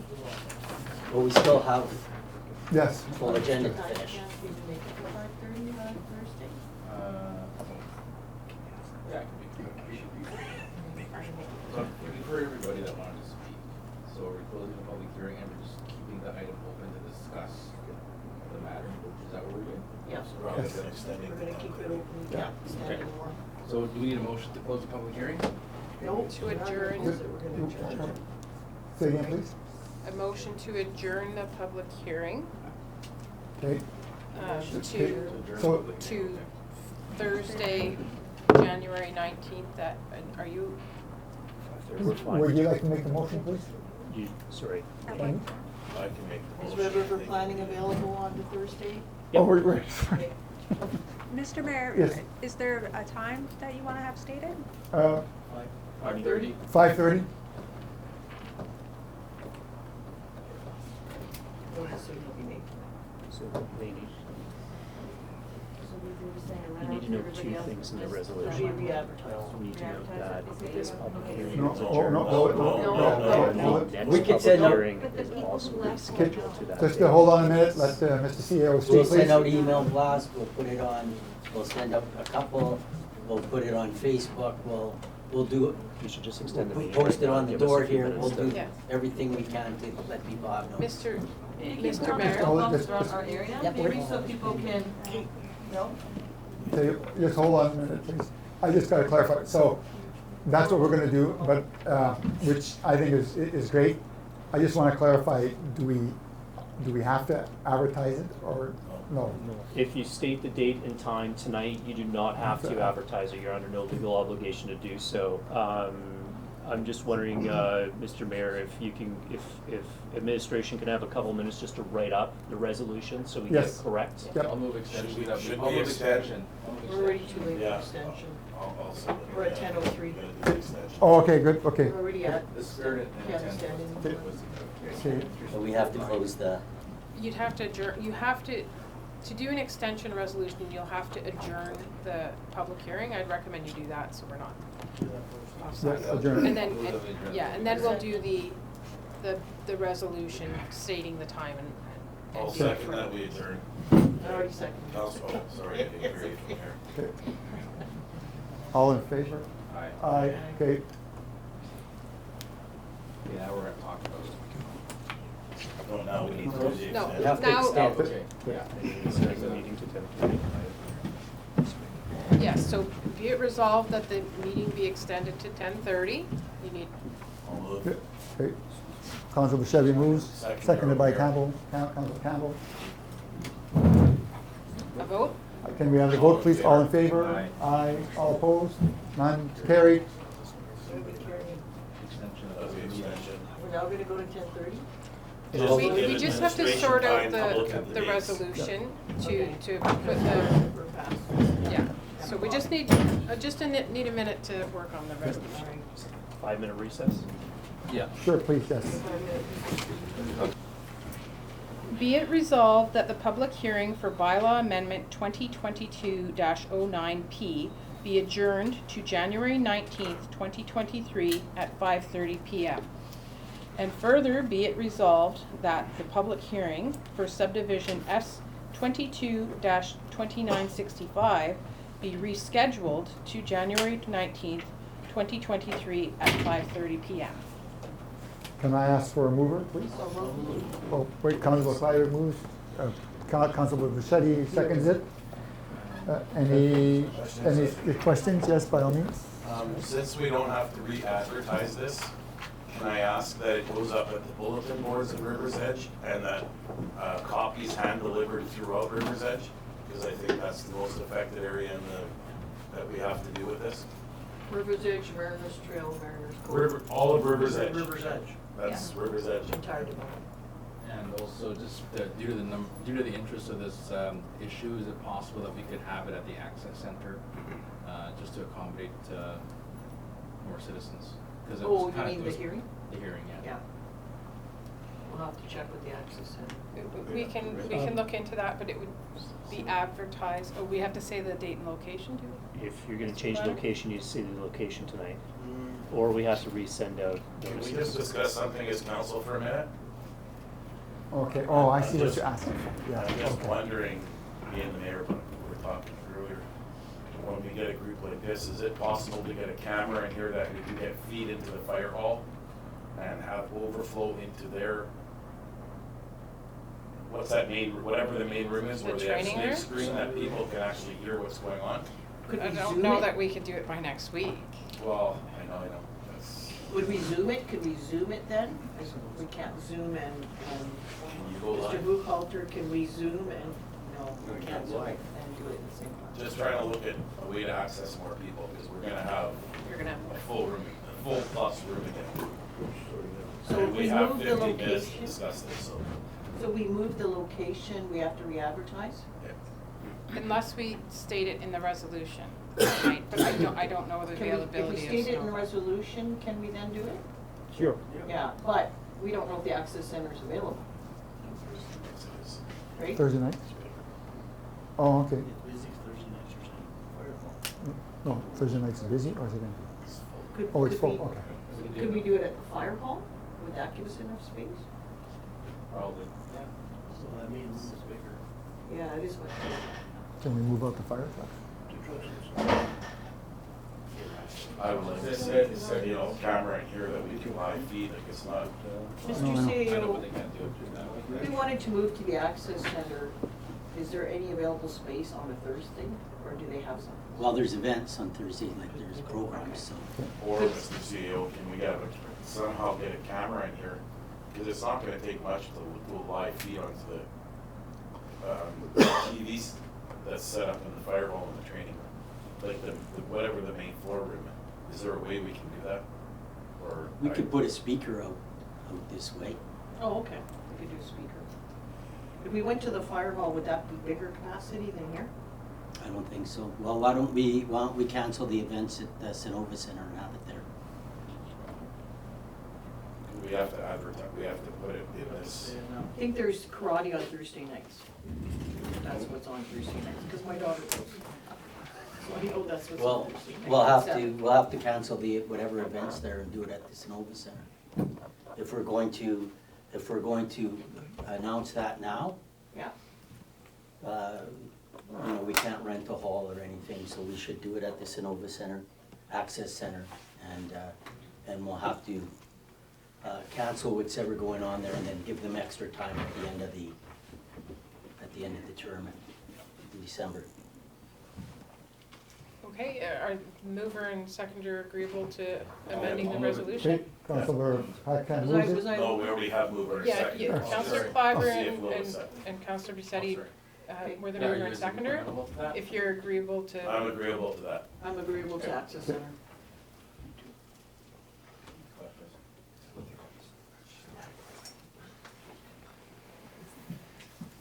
Okay, so call for the question, all in favor? Aye. All opposed? None carried. All right, and the other items on the agenda, Mr. Mayor? Can we table? Table to the special meeting on January 19th, Yes, right. okay? Thank you very much. And then you can adjourn your meeting. Okay, call the meeting adjourned. Yeah, we have a mover and a seconder. I second that we adjourn the meeting. All in favor? Aye. Aye, okay, good.